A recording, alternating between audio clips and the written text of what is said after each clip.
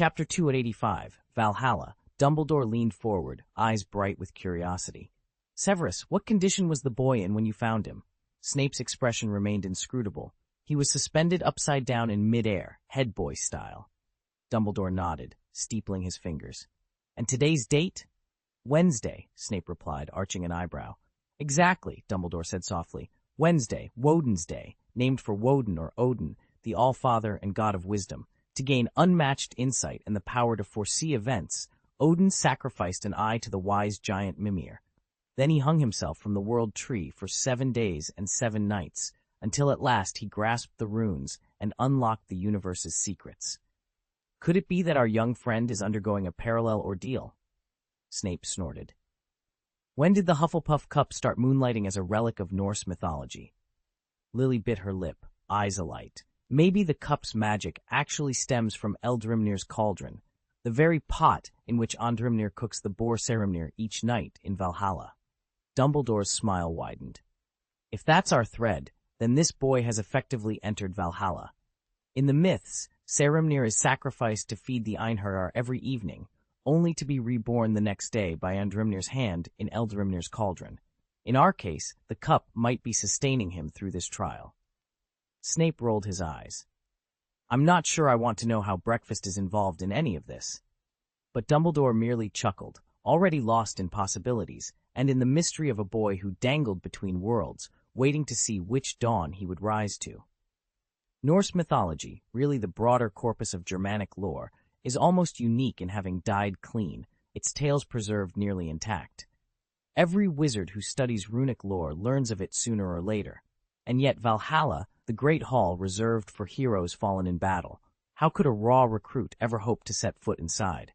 He may well be considered a descendant of Hufflepuff, Albus Dumbledore murmured, as though speaking to the runes themselves. His sleeping posture, head dangling off the mattress, the peculiar magical signature he produced this morning, and, most tellingly, the goblet's response. Every sign points the same way. Lily Evans leaned forward. What condition is he in now? Unlike Severus Snape's clipped curiosity, hers was genuine. Why had the Goblet of Flames chosen such an untried lad, one whom Snape had derided as a lame wretch? More astonishing still, it seemed to think he belonged in Valhalla. He's undergoing the trial, Dumbledore replied softly. Somewhere far from Hogwarts, Zacharias found himself jarred awake. A second ago, he'd been wandering familiar corridors. Now he sat upon a throne woven from countless swords, their blades glinting in torchlight. The chamber was vast, its vaulted ceiling lost in shadow. He blinked. This must be a dream, surely. He was far too inexperienced, far too young to be summoned here. Yet the cold iron beneath him, the weight of the throne, the echo of distant hall guards, it was all so real. A sudden sting in his right hand stole his breath. Looking down, he saw a thin trickle of blood where a blade had nicked him. His gaze traveled up a scarred forearm, deep lines that could only have been carved by a predecessor's sword. Panic fluttered in his chest. He wasn't meant for this place, and yet, somehow, the hall had deemed him worthy of its challenge. The trial had begun. Beneath the high dais, rows of men knelt in silence, heads bowed so low their gazes never left the marble floor. They had to be his own troops. Zacharias could think of no one else. Moving his eyes to the lofty shadows of the throne room, he froze. A phalanx of guards, each clad head to toe in black plate, stood as rigid as spears. Despite wearing the Lord's signet ring, he dared not make a single movement. One slip of his tongue, one careless gesture, and his secret might be exposed. What if one of these mudbloods harbored a soul reader, a so-called wizard who could sniff out his true identity? Though he had only the vaguest notion of what a wizard was or what reading souls entailed, the thought was enough to root him to the spot. Minutes, maybe longer, dragged by. His backside had gone numb when he shifted and inadvertently pressed against a sharp ridge on the backrest of the throne. Pain flared, and he felt warm blood dampen his robes. At that moment, the tall, gaunt figure at the front of the kneeling ranks rose and stepped forward. His armor gleamed with gold filigree, and on his breastplate burned the emblem of a lion. Clearing his throat, he bowed low. "My noble lord," he said, voice echoing through the hall. "Your humble servant Sir Lannister begs leave to speak. May we begin the formal questioning for the next Lord of the Dragon?" Zacharias's mind raced, but it landed back on the lion crest over the old knight's heart. He forced a thoughtful nod. Yes, he managed at last. Sir Lannister dipped his head in gratitude and melted back into the line. At a signal, perhaps a silent nod from Zacharias, a stout man in black armor trimmed with gold stripes stepped forward from a hidden alcove. Likely the captain of the guard, he moved to a distant corner of the chamber, ready to oversee the proceedings. Silence reclaimed the hall as all eyes turned to Zacharias. His heart thundered, but his face remained calm. The test for dragon's blood was about to begin. About 10 minutes later, the head of the guard led 3 silver-haired youths into the room.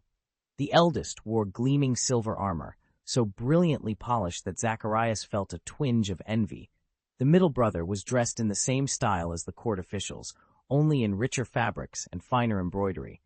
The youngest paid little heed to his attire. His simple tunic was much like the one Zacharias himself now wore. "Dragon Lord," cried the oldest, his salute crisp and authoritative. "Your Grace, Master," intoned the second, bowing with the practiced deference of a high-ranking official. "Father," the youngest added with an elegant, almost casual courtesy. Even in his weakened state, Zacharias understood.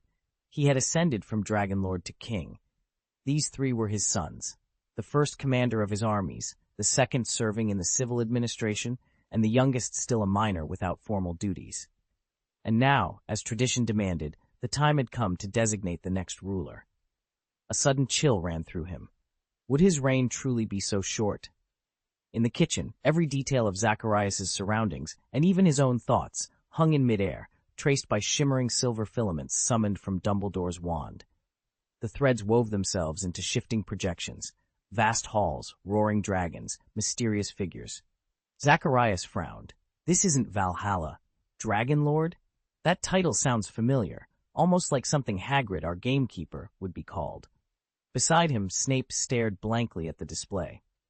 No matter how keen his eyes, or the vessel housing his mind, the magic at work was beyond easy analysis. It bore the hallmarks of innovation drawn from the counterfeit Philosopher's Stone, a crude approximation that still pushed the boundaries of enchantment. He thought back to the wizard who had stolen the real stone in Harry's first year, under the pale glow of a moonlit sky. If such power lay in one magician's grasp, and if the sorcerers who settled on the moon now matched that might, then they truly rivaled the ancient mages once spoken of as gods. Dumbledore caught the confusion on Snape's face and shook his head with a gentle smile. "No, Severus," he said. "This has nothing to do with Hagrid. What you're seeing are the Targaryens, the dynasty founded by Aegon Targaryen in the 13th century.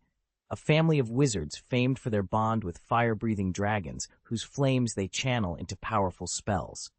Lily tilted her head, curiosity shining in her green eyes.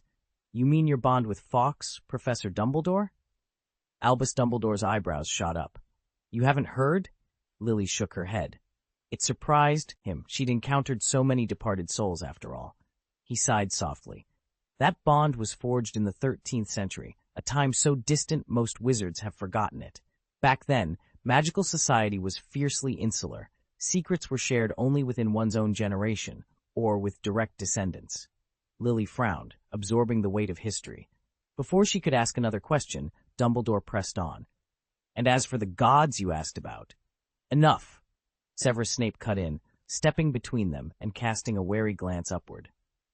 "We did not transcribe this, divine resonance, merely to place a child's life in jeopardy. Yet if my fears are correct, the trial has already begun." All 3 of them looked skyward. High above the chamber floor, suspended in a pillar of pale light, sat Zacharias upon a throne of twisted iron. At his feet, the eldest prince knelt, quill poised over parchment. He had already begun his formal inquiry, but Zacharias himself seemed anything but composed. A few days ago, a sudden, crippling chill had struck him down. Though he never once left the fortress walls, the fever had inexplicably broken. He was no longer lightheaded, yet a stubborn cough still rattled his chest. He rested a hand against the cold metal armrest, eyes narrowing as he braced himself to answer the prince's first question. "I know it's been slow going. I'm typing at a snail's pace these days, and every paragraph takes ages to sort out. Rest assured, I'm not stuck. I simply took an unplanned break on Sunday, which is why Chapter 1 is only just finished. Thank you for your patience, and please, don't forget to keep wearing your masks. Chapter 78, Failed Inheritance.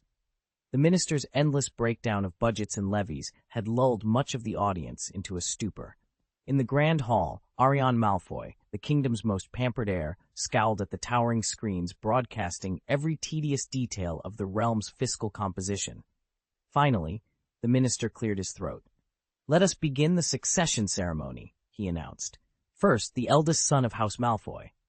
Arion straightened in his seat. This was his moment. The cameras swung to the dice, and his face flickered onto every enchanted screen in the hall. He raised an eyebrow and addressed the gathered nobles and commoners alike. "Did you all doze off during the minister's speech on taxes? Well, that's over. Time for my vision. Here it is. Breed more fire dragons. Think of it, an unstoppable fire-breathing legion. Yes, they'll consume more rations, but so what? Real power lies in magic, and dragons are as magical as it gets. As for those muggles out there, they're nothing but fodder, worthy of neither blood nor bread. Why waste resources on the powerless? I suppose by law, I must feign mercy. After all, I'm their future lord." From the back of the hall, Severus Snape watched with mild amusement. He leaned toward Professor Dumbledore, who stood quietly under the archway. "Quite the speech, Albus. You spent years saving this boy's life, and this is what he tells the realm. Are you certain he's Arion Malfoy and not you-know-who in disguise? Though, come to think of it, Voldemort was once your pupil too." Dumbledore adjusted his half-moon spectacles and offered a gentle smile. "My responsibility as headmaster is clear, to protect every student at Hogwarts, regardless of their heritage or their ideas. All we have to do is guide them," Dumbledore said softly. "But when Harry was in first grade," snapped Severus Snape, "you hid him at Hogwarts, knowing full well Voldemort was after the Philosopher's Stone. You even allowed the Dark Lord's spirit to cling to Quirrell's skull, putting every student in danger." Dumbledore shook his head gently. "It's not the same. Voldemort is weakened now, far weaker than he was, and I have watched over Harry every step of the way." Snape opened his mouth to argue, but Lily Potter placed a steadying hand on his arm. Her clear gaze told him this was not the moment. Across the Grand Council chamber, another drama unfolded. Lord Zacharias, Dragon Lord of the Northern Wastes, sat brooding at the head of the long ebony table. His eldest son had just proposed expanding their fire dragon cohort, an idea Zacharias found both reckless and cruel. Beside him, Prince Arden, the second-born, regarded the exchange with quiet confidence. Arden excelled at reading emotions, and he recognized his father's disapproval the instant the plan was laid out. He leaned back, a faint, amused snort escaping him. "You really think Father would endorse such heartlessness? We command only 2 fire dragons. Doubling their number merely amplifies our might. It does nothing for our honor." Lord Zacharias, unaware of the private storm within his younger son's heart, stiffened in his seat. He expected Arden to leap to his elder brother's defense, or perhaps call for sweeping measures against unsuspecting muggles. He leaned forward, braced for another hard-edged decree. Instead, Arden simply met his gaze, calm, unyielding, and entirely confident that compassion would prevail over cruelty. Prince Alastair stepped forward, a confident smile on his face. "Your Majesty, everything we enjoy, our food, our clothing, our homes, even our carriages, owes itself to the labor of our slaves.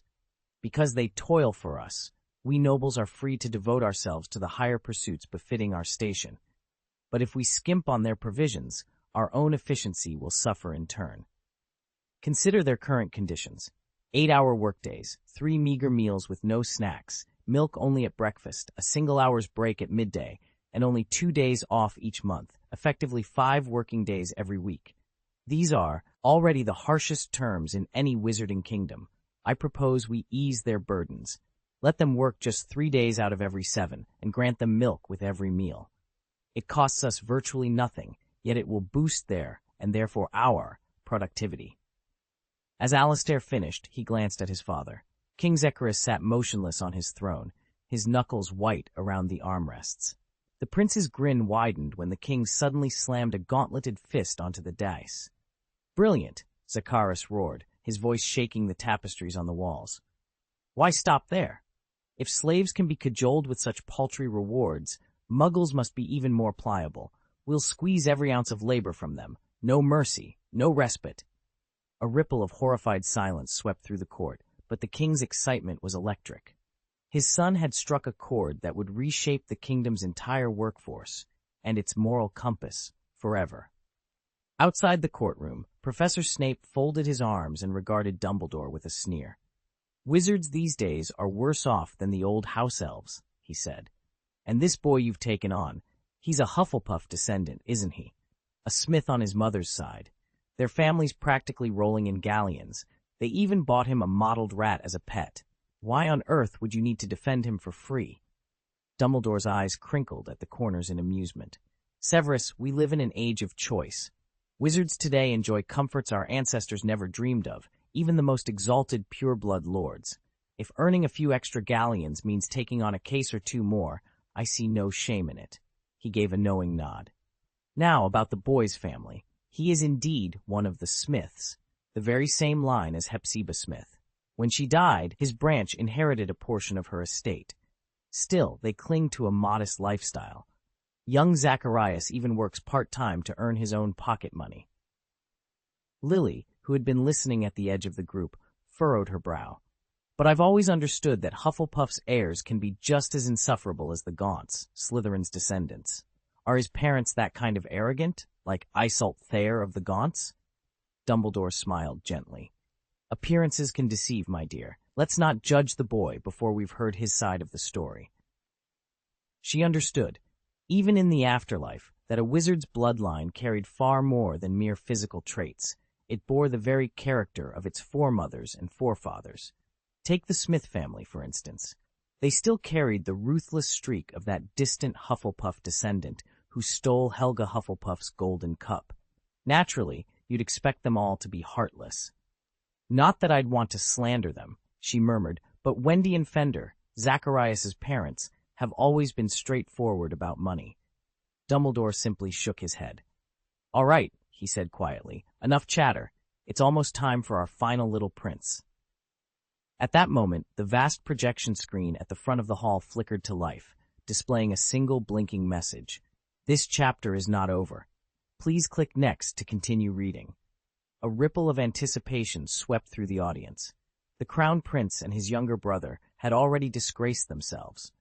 The second prince, especially, had earned the Dragon Lord's fierce wrath. Only moments ago, the ruler had roared, "Dragon flames," the harshest royal curse. After the prince sneered, "Slaves have no troubles. In fact, they're far too content." Such blatant cruelty could not go unpunished. The firstborn wasn't spared either. In his desperation to surpass his brother's cold-heartedness, he'd unleashed a display of calculated brutality, but ultimately realized, too late, that his ruthlessness still fell short of the kingdom's grim expectations. Now, all eyes turned to the youngest heir. One final performance remained, to either restore honor to the throne or condemn it forever. Strictly speaking, a Dragon Lord must never let his preference slip during the succession assessment. Yet, just moments ago, a leer, triumphant roar echoed through the dragon cavern, already betraying his choice. Barring any utter incompetence on his brother's part, the crown was effectively Zacharias's to claim. Seated upon the Iron Throne, Zacharias fought to conceal his satisfaction.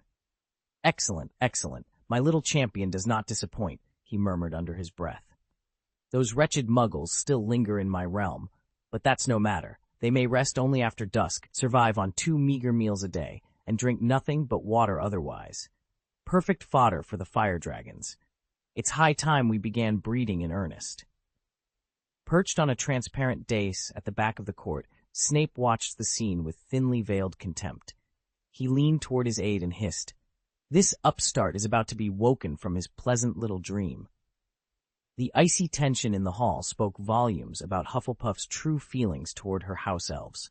Had she ever intended to endorse the first prince as heir, she would surely have chosen the second.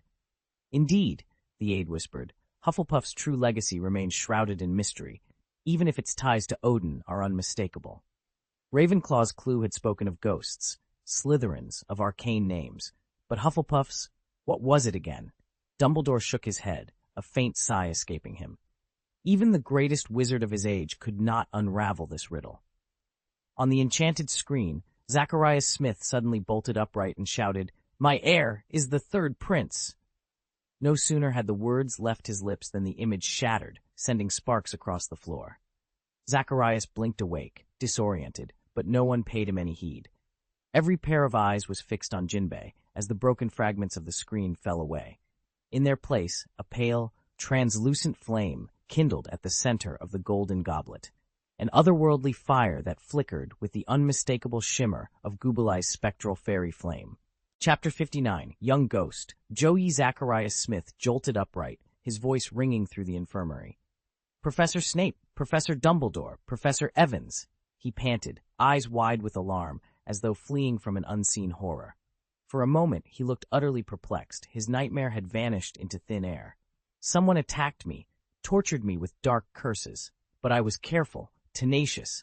I even discovered who did it. Lily Evans, crimson hair pinned back in a neat knot, offered him a cool, steady gaze. "Please call me Professor Evans," she said, arching an eyebrow. He stammered an apology, then cleared his throat. "Right. Professor Evans, Professor Snape, Professor Dumbledore. The attacker is a member of the Harry Potter Club. I thought you ought to know." His attention drifted, and his eyes fixed on the golden chalice displayed in a glass case nearby. Greed flickered across his face.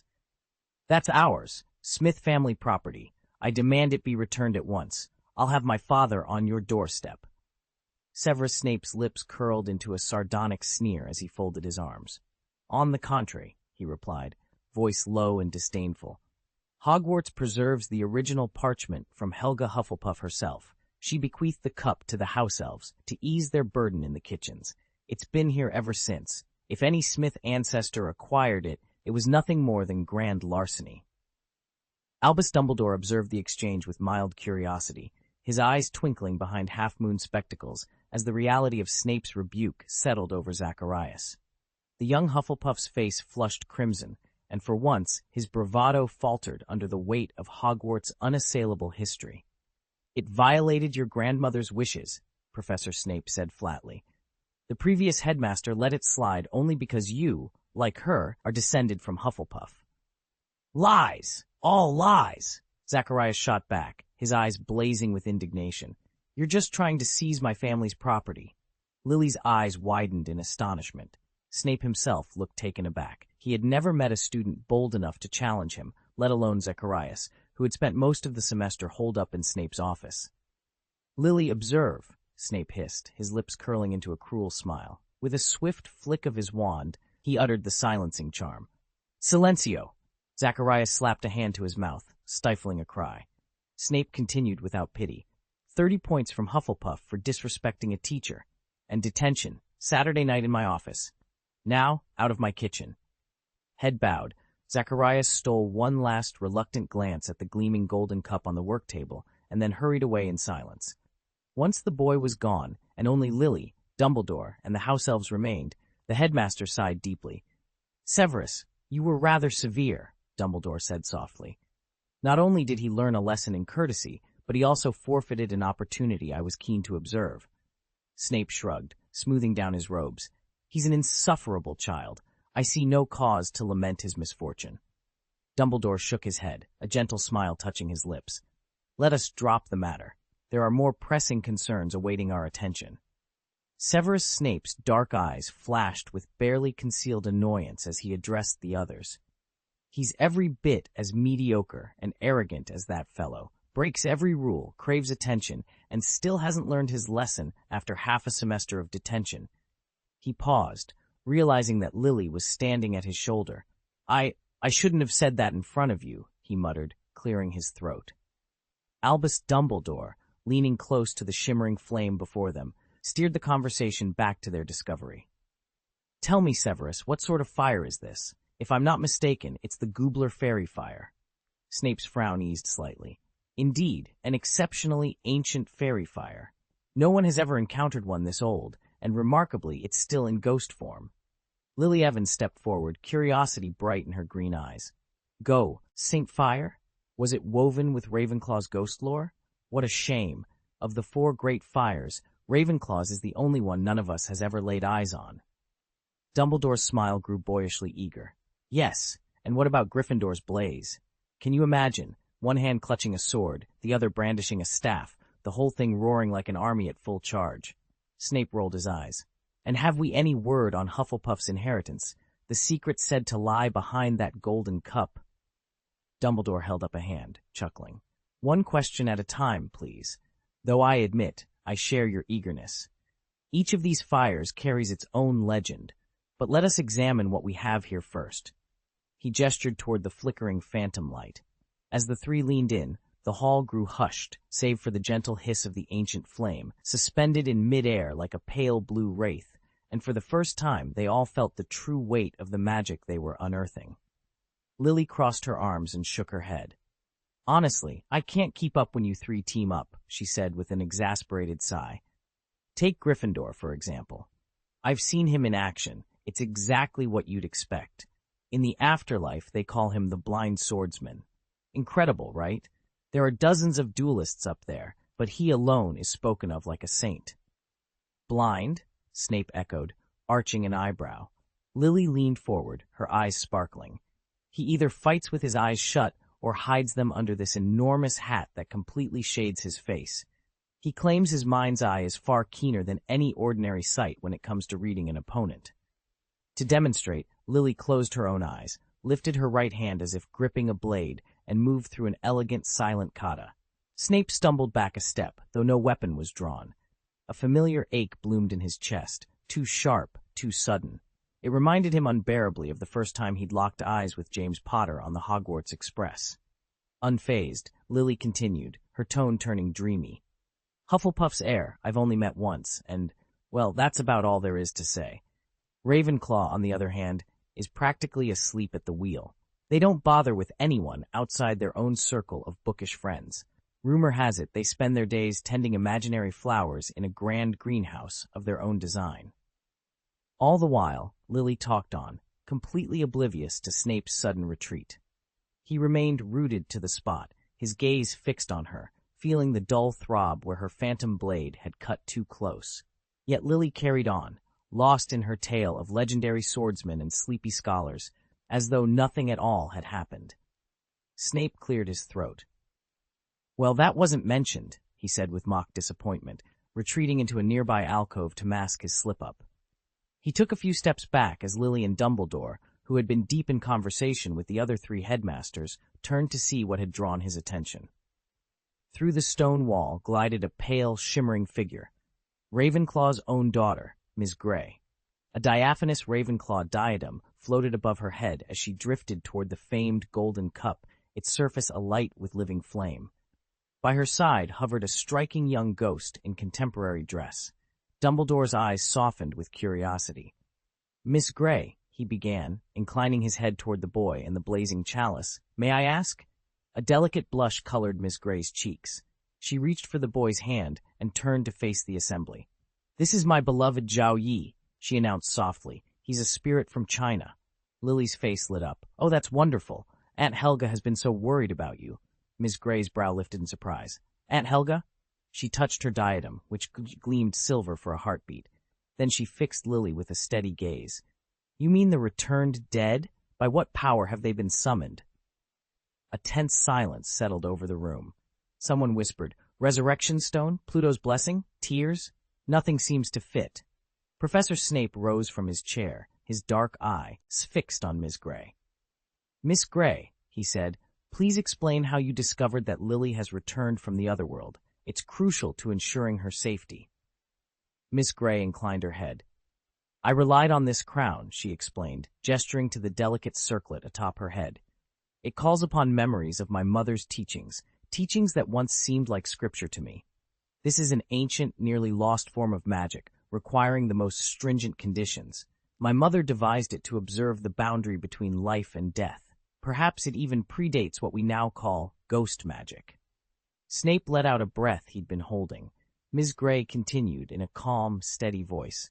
I came here tonight because the crown began to burn. It sensed something missing. Her slender, nearly transparent fingers brushed the golden diadem. Immediately, the ornate chalice set into its front shuddered.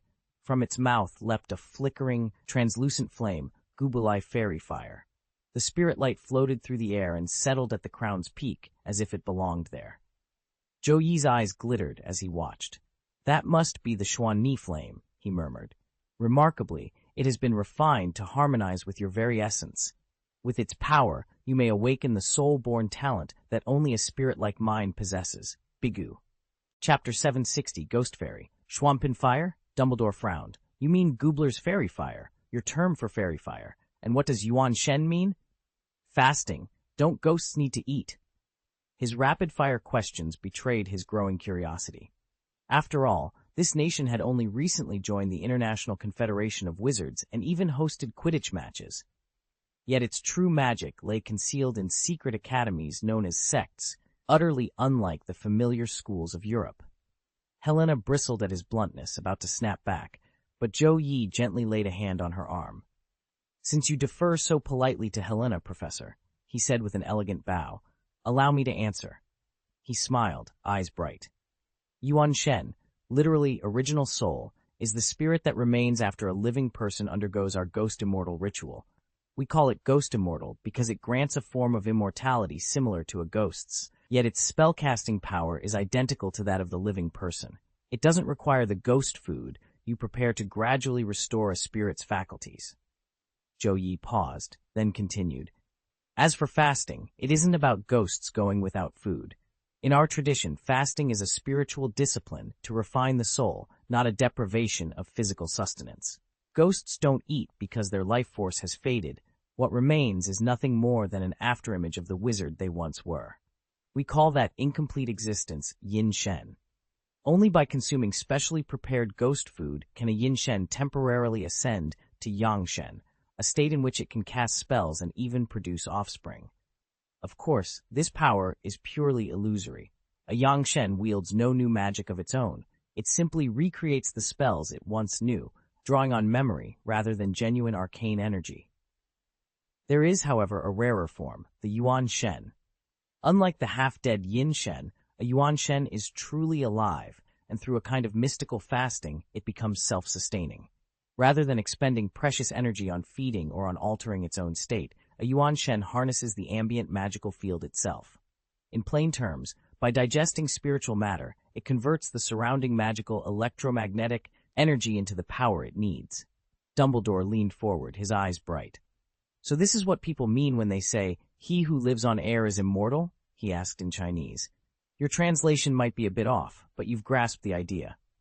Zhou Yi inclined his head. At his side, Helena, who had been listening in silence, ventured a question. "Are you worried about the children at Hogwarts?" Zhou Yi sighed softly. "Yes, Helena, there are far too many children at Hogwarts right now." Helena's cheeks were still rosy when Ryan, Zhou Yi, took her hand. "We even have infants here," he mused, gazing at the crowded training courtyard. "I've long worried about how we'd ever have children of our own, you and I, my eternal partner. But it seems our chance has finally arrived." He paused, eyes flicking to the shimmering blue flames dancing above the altar. "Is this truly Goobler Fairy Fire? The so-called Xuanpin Fire?" Before Helena could answer, Ryan turned to Dumbledore and the others. "Shall we be going?" Albus Dumbledore gave a gentle nod. Severus Snape and Lily Potter exchanged wry smiles. "We've had more than enough of your public displays," Lily teased. "You two hurry along." Ryan grinned at their teasing.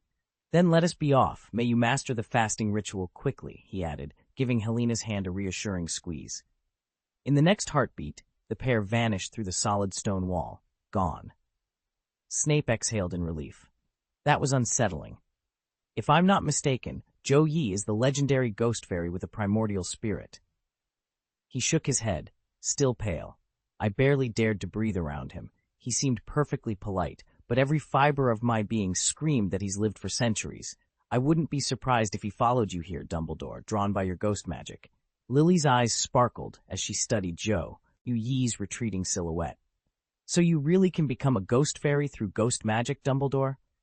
Albus merely smiled, his gaze warm but inscrutable. And in that moment, the ancient secrets of the Xuanpin Fire and of immortal companionship hung in the air between them, waiting to be unlocked. Such a form of immortality, one that halts aging entirely without dulling a witch or wizard's power, would be the perfect solution. Horcruxes demand you tear your soul apart. The Philosopher's Stone can't be duplicated, and Dumbledore's own Phoenix method died with its inventor. Even an ancestor of the Dumbledore line, communing from beyond, hinted at a way, but by all accounts, it's practically unreachable. Harder than ascending to godhood. Dumbledore sighed. That's where ghost magic comes in, but it isn't the miracle you imagine. My spectral enchantments work only on lifeless things, an empty goblet, a door, even a portrait frame. They're like transfiguration, yes, but transmuting the inanimate, not weaving true magic back into a powerful, living artifact. Lily frowned. But Rowena Ravenclaw managed it. She ghosted her diadem, infused it with supreme enchantments, and hid it inside that alabaster sculpture, all for her daughter's protection. Yet everyone says it was stolen by Miss Grey. I asked around myself. Students then swore they'd seen Grey wearing the diadem. Dumbledore nodded gravely. There's some truth to that rumor, but not in the way people think. The diadem Harry now carries, and the one Grey claimed, were never the legendary relic. Ravenclaw, foreseeing risk, secretly forged a near-perfect replica. Miss Grey did indeed filch a diadem, but it was the decoy Ravenclaw crafted as a safeguard. The true diadem still eludes us. Dumbledore settled into his armchair, eyes twinkling behind his half-moon spectacles. Before her death, the Ravenclaw headmistress foresaw Miss Grey's return to Hogwarts as a ghost, he said softly. A truly motherly act of love. Now it strikes me, might this fairy fire potion help Miss Grey, in her incorporeal state, to cast spells again? If a ghost were to imbibe the mound within the spectral crown, if we could feed that power to her, perhaps it could shift her from a purely yin spirit to an active yang presence. Snape arched an eyebrow. You speak of ghost magic, sir. How did you come to master it yourself? By accident, really, Dumbledore admitted with a wry smile. Miss Grey's generosity, her bequeathing of the crown, combined with a dash of my own curiosity. Without that chance encounter, I might never have learned to ghost walk. Yet even the crown's power slumbers until a spirit consumes some form of soul sustenance, what I've taken to calling spiritual food. Snape glanced at the small vial of fairy fire on Dumbledore's desk. So neither the crown nor this potion will work on its own. Exactly, Dumbledore nodded. He set the vial aside and steepled his fingers. But for now, our greatest priority is far more urgent. We must find the boy who ensorcelled Mr. Smith, left him hanging upside down in midair. No matter how trying Smith can be, it's a blatant violation of Hogwarts rules to target a classmate with malicious magic. Snape's lips twitched in what almost looked like a smile. Since when have you taken on Professor McGonagall's air of authority, Albus? Dumbledore's eyes softened. Since realizing that even a headmaster sometimes needs to remind others to follow the rules. Severus replayed the moment in his mind, James Potter humiliating him in front of everyone. Where had Dumbledore been when he needed protection? He knew all too well that hazing, especially from Slytherins, was a Hogwarts tradition, but that did little to soothe his wounded pride. Dumbledore caught the turmoil in Snape's expression and spoke softly. You must remember, Mr. Smith had a great deal to lose. His reputation, and by extension Hufflepuff's, was on the line. Snape bristled at the reminder. He practically invited it. This is part of our assessment. Whoever said he lacked empathy? And with the respect, you wouldn't simply call him Zachary. Politeness dictates Mr. before a surname when addressing someone you don't know. At the sound of his alias, Lane Smith, Snape felt a chill. He would report every detail of tonight's events to his master first thing in the morning. Chapter 289, The Cruel and Naive Cleansing Spell, Thursday afternoon, right after potions class. Harry followed Ron and Neville into an empty classroom adjacent to the dungeons. His mother, Professor Evans, had asked to see them. Professor Evans, did you want to speak with us? Ron asked, puzzled. Why was she gathering them during what had been family time with Harry? Lily Evans glanced at Harry, uncertainty flickering in her green eyes. She took a steadying breath before sharing what she and Snape had discovered. Last night, Severus and I found Zacharias Smith hanging upside down in a corner. He'd passed out, couldn't even cry out for help. Why did he black out? Ron and Neville asked in unison. Harry held up a hand, then shook his head. Neville, don't worry, he said calmly. Mum would have recognized it wasn't me before mentioning anything. Harry shot Neville a questioning look. If Neville's so-called bright sword heart hadn't flared up this time, if Mum wasn't trying to provoke a reaction, then surely there was more to Zacharias's collapse than met the eye. A chill ran down Harry's spine at the thought of some hidden, darker secret behind the incident. "I can see your father in the patterns of that curse," Lily whispered as she studied Harry's arm. Harry frowned, tracing the faint bruises. "My dad's style?" She nodded slowly. "There's a certain innocence in the cruelty, like a righteous knight doing what must be done against evil. He can conjure pink, fluffy foam that looks harmless, almost beautiful, and then use it to coat someone's throat until they choke. Just when the victim's about to suffocate, he stops, as though shocked at the harm he's caused.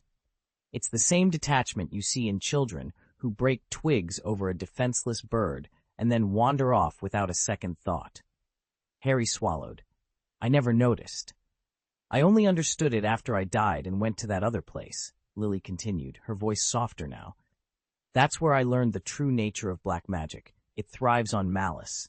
You can't bend it without hatred. But ordinary curses, they don't have to be rooted in spite. They're tools, nothing more." Harry's heart pounded. "Is that why you left my father?" Ron and Neville, who'd been standing quietly nearby, exchanged uneasy glances. Lily managed a small, rueful smile.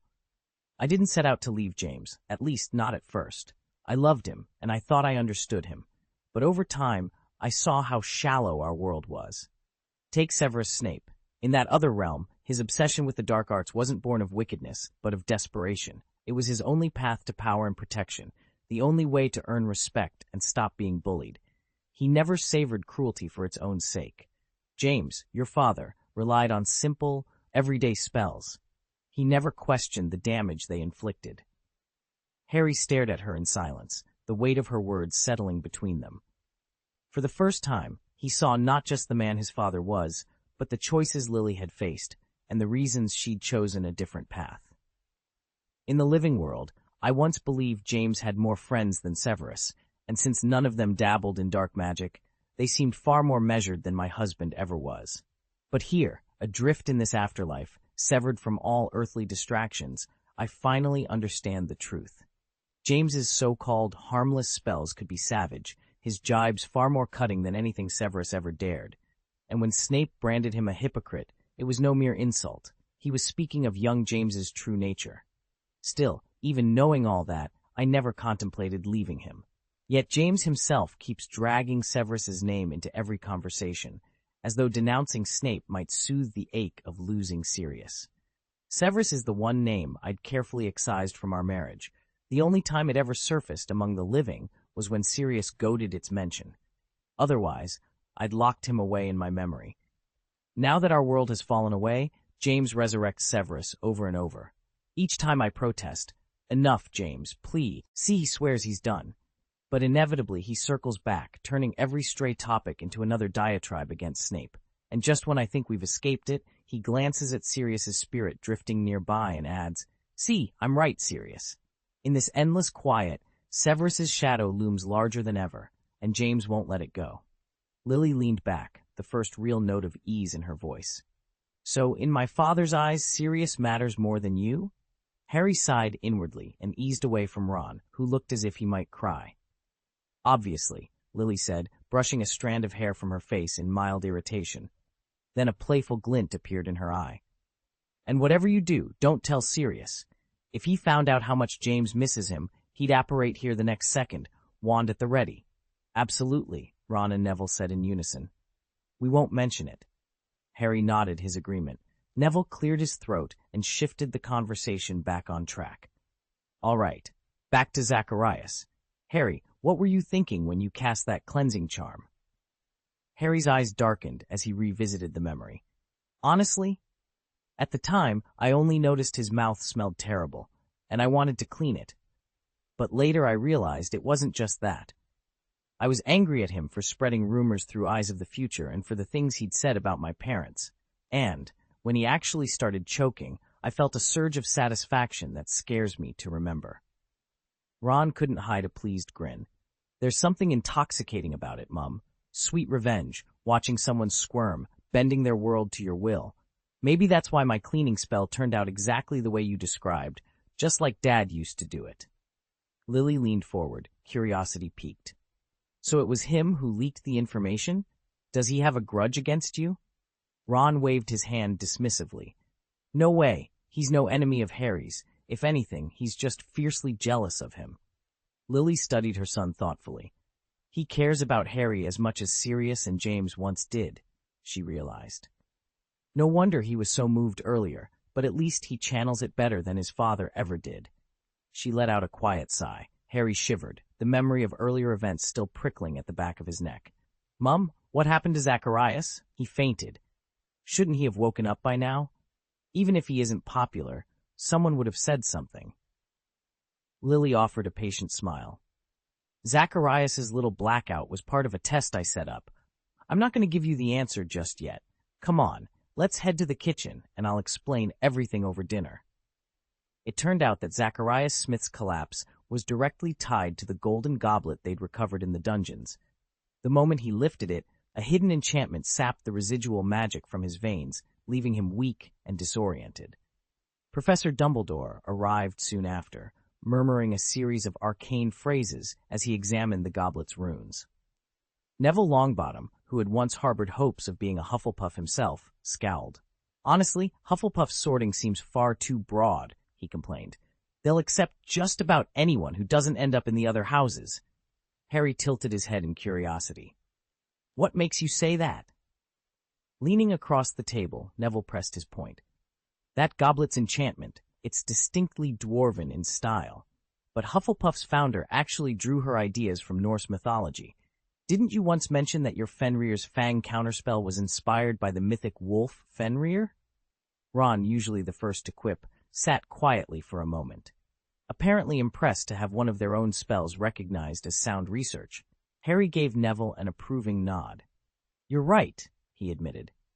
Then Harry turned to Lily Evans, who was dusting her robes after inspecting the goblet. I've been hearing rumors about a family called Targaryen. They say most modern dragon training spells come from them, and that they could feed on dragonfire and channel magic through fire dragons. Is there any truth to Lily shook her head, brushing a loose strand of hair behind her ear. Targaryens are so ancient that reliable records are nearly non-existent. Dumbledore seems to know more about their history. Why not ask him during Saturday's Dragon Roost training? Harry exchanged looks with Ron and Neville, another mystery to chase. But for now, at least they'd solved one puzzle, and a new question about dragons was waiting in the wings. Chapter 290, Jealous Harry. Okay, Lily prompted, leaning forward. You still haven't answered my question. If you were the king in that scenario, which prince would you choose? Isn't it obvious? The second prince. Ron shot back at once. The second one. Hermione echoed. That was too easy. All three of them laughed in unison. Harry studied his mother, who sat quietly with a thoughtful smile. Then a sudden thought struck him. Hold on. Zacharias wouldn't have blundered, would he?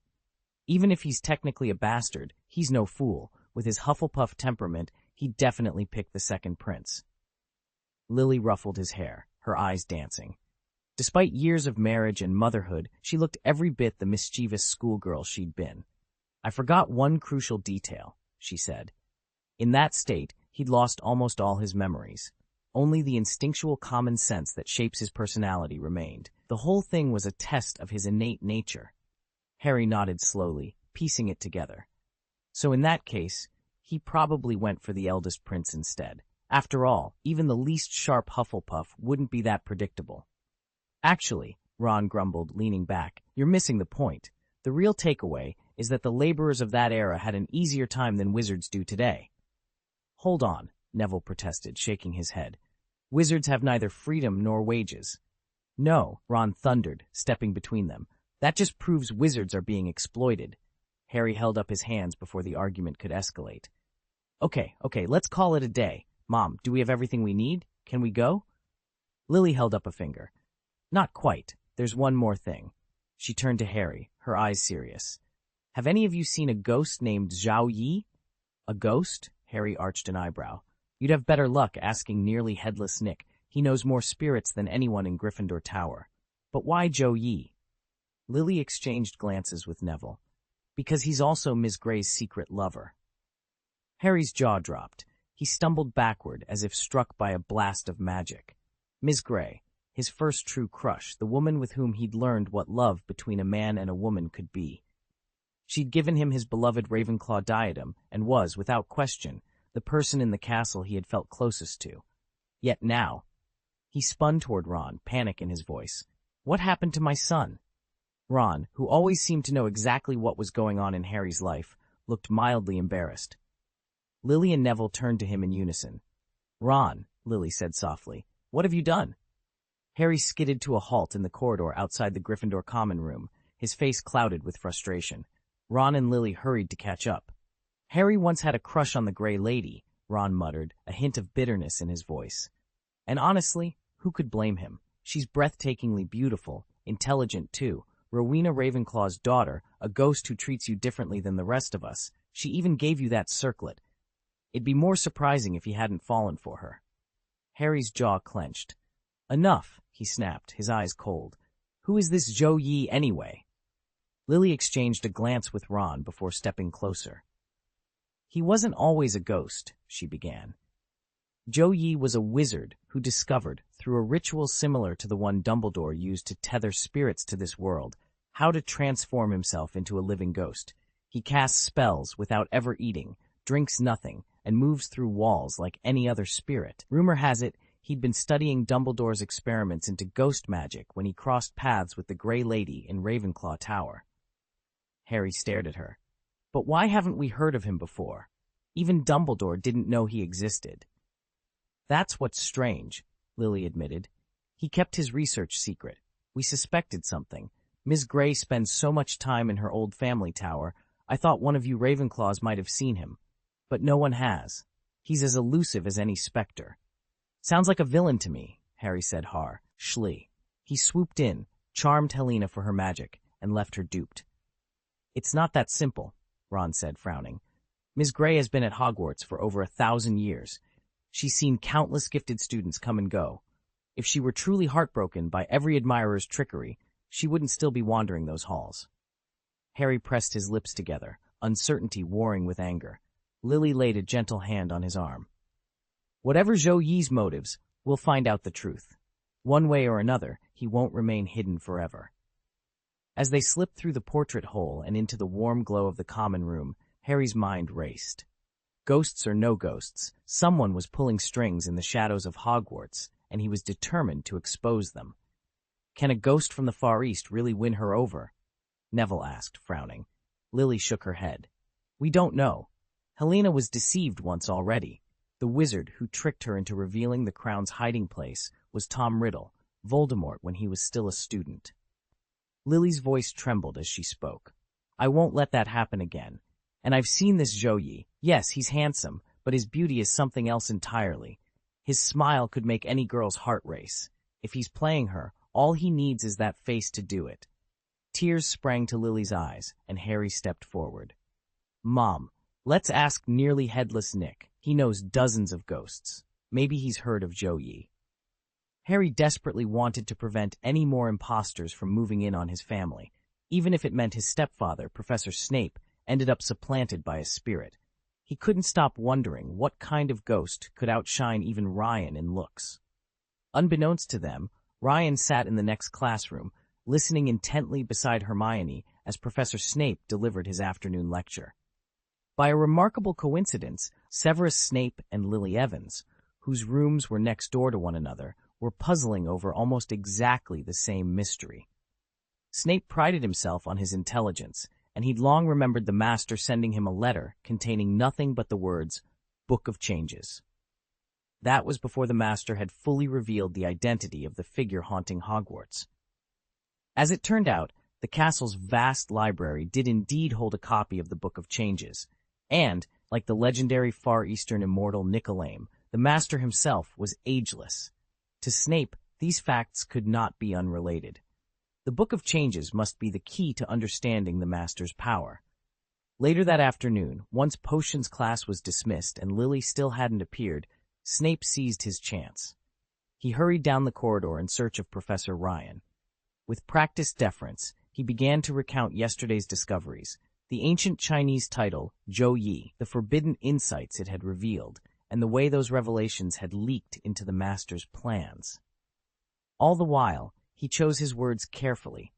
Hermione Granger was never far off, and she didn't know the master was more than human. "Professor," Hermione said, her eyes bright with curiosity, "are you saying Miss Grey is in love?" She reached out and gently tugged at Ryan's sleeve. "I thought you told me that Bloody Barrow had been pursuing her. Have you changed your mind?" "It's true, Miss Granger," Ryan replied, offering her a patient smile, "but I believe Mr." Late afternoon light filtered through the tall windows of the study as Lane leaned over a stack of ancient tomes, her voice hushed with wonder. "Ghost fairies and primordial spirits, do you really think they exist?" Hermione glanced at her, then turned to Ryan, who sat at the far end of the room. The silence was suddenly broken by the soft click of the door as Professor Snape stepped in, posture rigid but expression respectful. "Miss Lane," he began, inclining his head, "forgive my intrusion. Master Ryan must not be disturbed, even briefly. Without his will, Lily Evans cannot return to the living. He's shown her such kindness that I would willingly lay down my life in his service." Hermione opened her mouth to protest, but Ryan raised a steady hand. "Actually, Severus," he said calmly, "the word I used was atonement. My feelings toward Miss Grey are sincere, but she's under no obligation to accept them." Surprise flickered across Snape's features. He bowed lower than before. "Understood, Master," he whispered, then turned and slipped quietly from the room. No sooner had the door clicked shut than Hermione let out a low laugh. "Well, I never thought I'd see Severus Snape grovel. Yet there he was, practically bowing to your shoes," she teased, shaking her head. "He's utterly devoted to Lily Evans, and he knows you're the only one who can bring her back."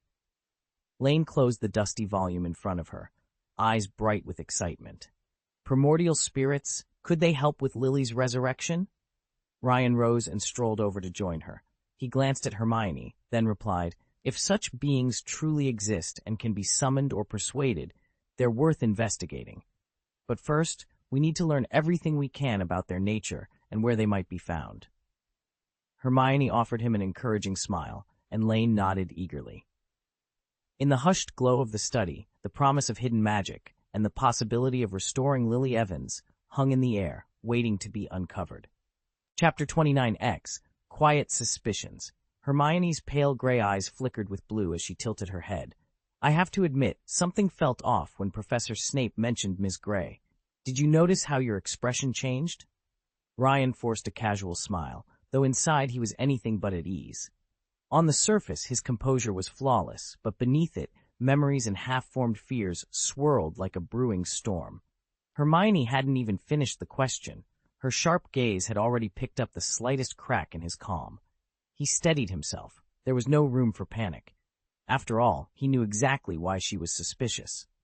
The young woman called Zhou Yi, traveling with Helena, was in fact the older version of himself from a previous life. Every detail of his origin, his childhood, his hidden talents, lay meticulously recorded in the annals of history.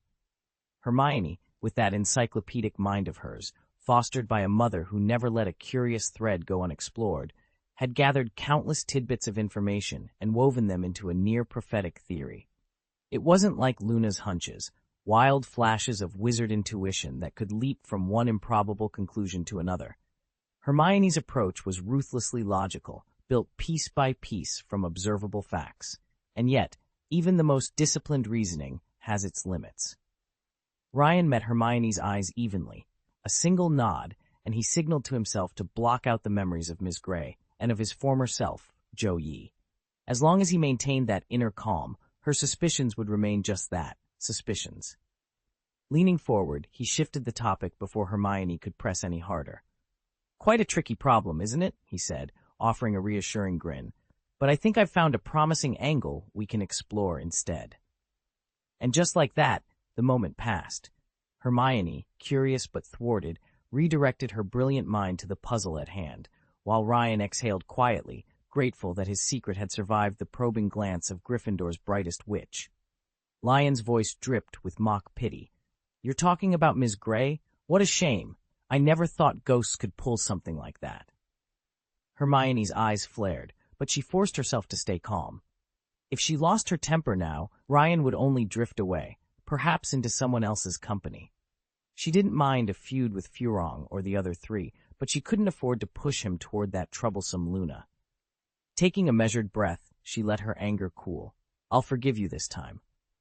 At her concession, Ryan's grin spread so fast it looked like a child spotting candy. He turned to glance at Lion, then back at Hermione. All right, my little beaver can have whatever he wants. Before she could object, his hand reached out and ruffled her soft brown hair. I'm not a beaver, Hermione snapped, yanking her head free. Call me that again and I'll clamp down on your teeth. Ryan only chuckled, fingers still in her hair. Oh no, I think rat teeth would be far more exciting. Hermione leveled him with a cool stare, but she wouldn't back down. Despite everything, he was still hers. Time, April 30th, 8 p.m. Location, Principal's office. Albus Dumbledore settled into the high-backed armchair across from Harry, steepling his fingers as he regarded him thoughtfully. Harry, he began, we've both lived through a remarkable string of events these past weeks. First, Lily's resurrection, and all the mysteries of the Resurrection Stone. Then her new identity, the revelation of her Hufflepuff heritage, and that strange, ghostly Goobri fairy fire. And don't forget the so-called immortal who crossed the ocean. Worse still, we've both become fathers in the midst of it all. You need every moment you can spare with your children, and I squeeze in my visits during those precious brief phone calls, so much so that I even skipped our lesson last Saturday just to be with him. Harry leaned forward, concern and determination in his eyes. Professor, if you'd like, you can have the Resurrection Stone back. I don't need it right now. Dumbledore's expression softened.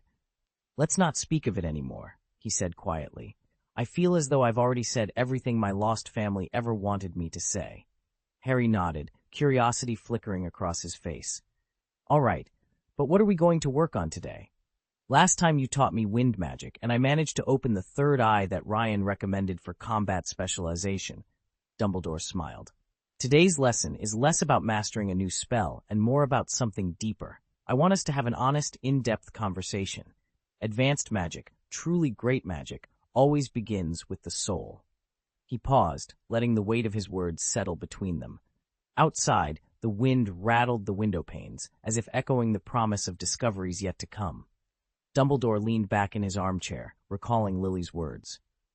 Recently, I studied the magical residue on Zacharis's child, she had told him, and uncovered a troubling kind of cruelty, one born not of malice, but of emotional ignorance.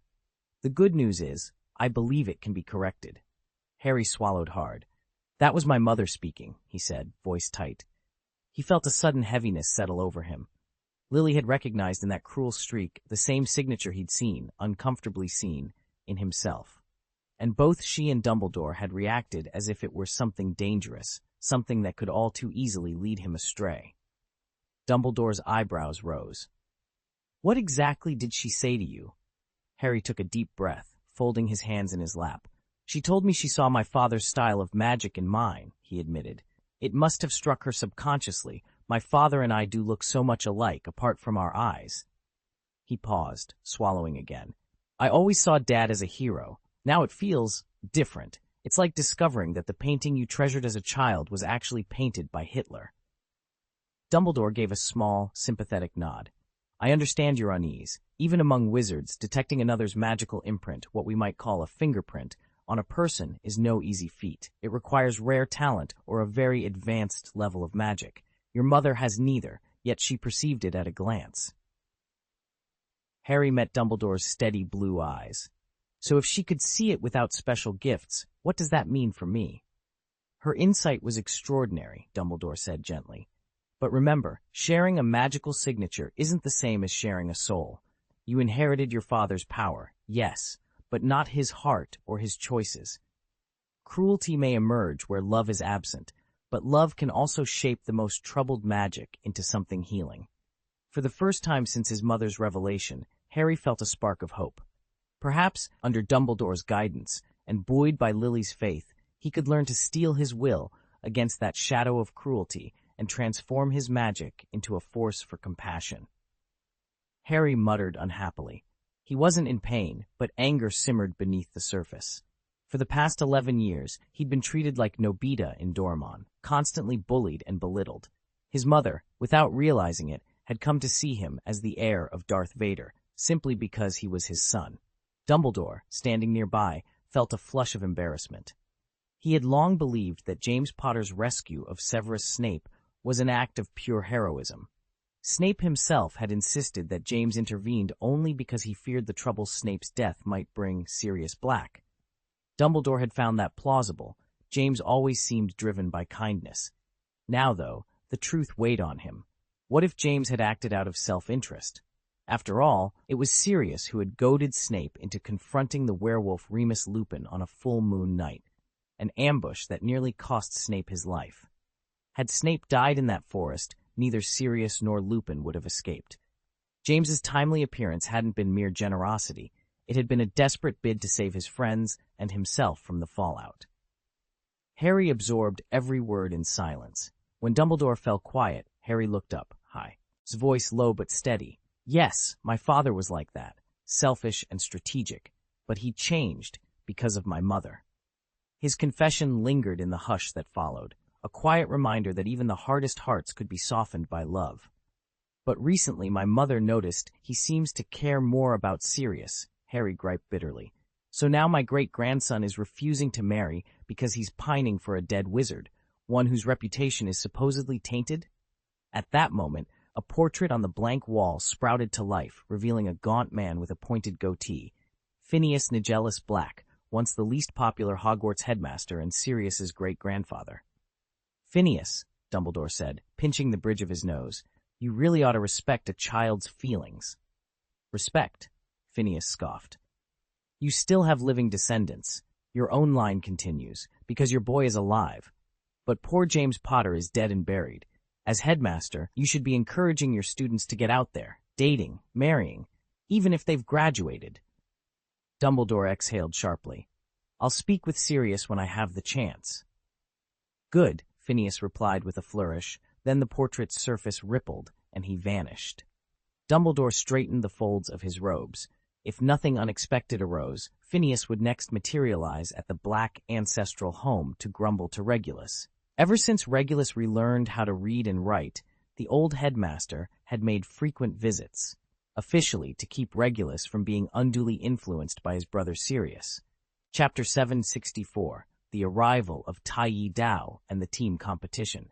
Harry lingered in the corridor outside Dumbledore's office, replaying Lily's words in his mind. The door stood slightly ajar, and through the gap he could see the headmaster gazing absently out the window. Professor, Harry ventured at last, is there anything else I should know? Dumbledore turned, his crooked nose wrinkling in a half-smile. No, Harry, Lily has already explained everything. There's nothing more I need to add. Harry hesitated, then pressed on. May I ask you about the Targaryens? Mother said you know their history well. Dumbledore's eyes lit up. Ah, the Targaryens. Yes, I know them intimately. Over the centuries, they've been called Daenerys the Unburnt, Aegon the Mad Dragon, and countless other names. In the annals of dragon riding, their house is impossible to ignore. They had a long-standing tradition of intermarriage, siblings marrying siblings, cousins marrying cousins, even uncles marrying nieces, designed to preserve the magical qualities in their blood. Indeed, the very identity of their realm was founded on this practice. Targaryens possess an extraordinary resistance to heat. What would burn an ordinary wizard feels like a warm breeze to them. They can even draw sustenance from dragonfire itself, and dragons, for their part, treat Targaryens as their kin. Some legends even claim that members of the family receive prophetic dreams. Dumbledore paused, letting the weight of his words settle. Outside, the sky darkened, as if in anticipation of the challenges and competitions to come. They looked nothing like ordinary folk. Violet or indigo eyes, hair of silver, gold, or pale platinum. Their striking appearance is matched only by their proud, often ruthless temperaments. They spare neither outsiders nor one another. Nowhere is their severity more evident than in the Iron Throne itself. It all began with Aegon Targaryen, the first Lord King of the Six Kingdoms. After his conquest, he gathered every sword taken from his defeated enemies and, using the dragonfire of Balerion the Black Dread, forged them into a single seat of power. Aegon believed a true king should never grow too comfortable, so he had the throne wrought with jagged blades and twisted metal, an ever-present reminder that rulership demands constant vigilance. Ironically, those same spikes wounded Aegon so severely over the years that he was said to be perpetually bandaged and in pain, finally succumbing at the age of 90. Yet no successor has dared to alter his brutal design. You've been captivated by it ever since Lily mentioned the ancient trials. What sounded like legend is in fact recorded history. What kind of dragon was Balerion the Black Dread, and which prince stood against him, you ask? According to the famed dragon trainer Riwek, your companion replies, Balerion was almost certainly a Norwegian ridgeback, only on a scale far larger than any of its brethren.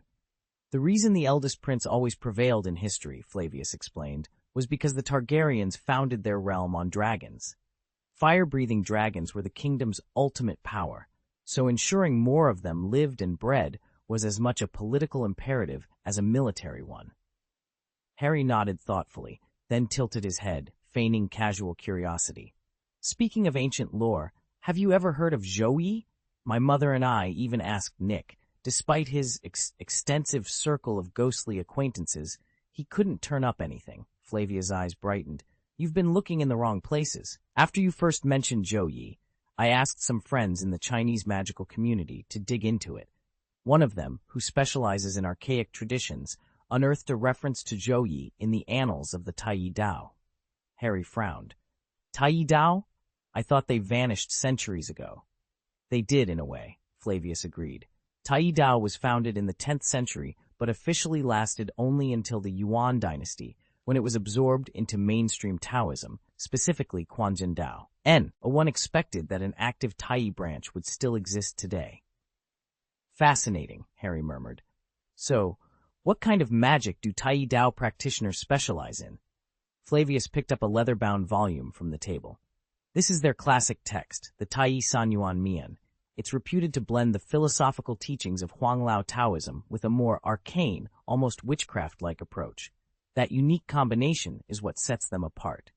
Harry leaned forward, his interest fully piqued. Then that's where we should start, if we can get our hands on a copy. They place enormous value on incantations and secret scrolls, prayers to ward off evil, banishment rites, and blessings anyone can grasp.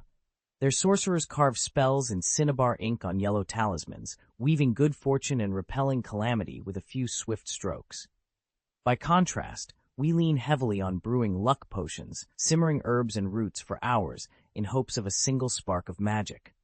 Is there nothing at all about ghosts or immortals? Harry asked. Not in the basic curriculum, came the answer.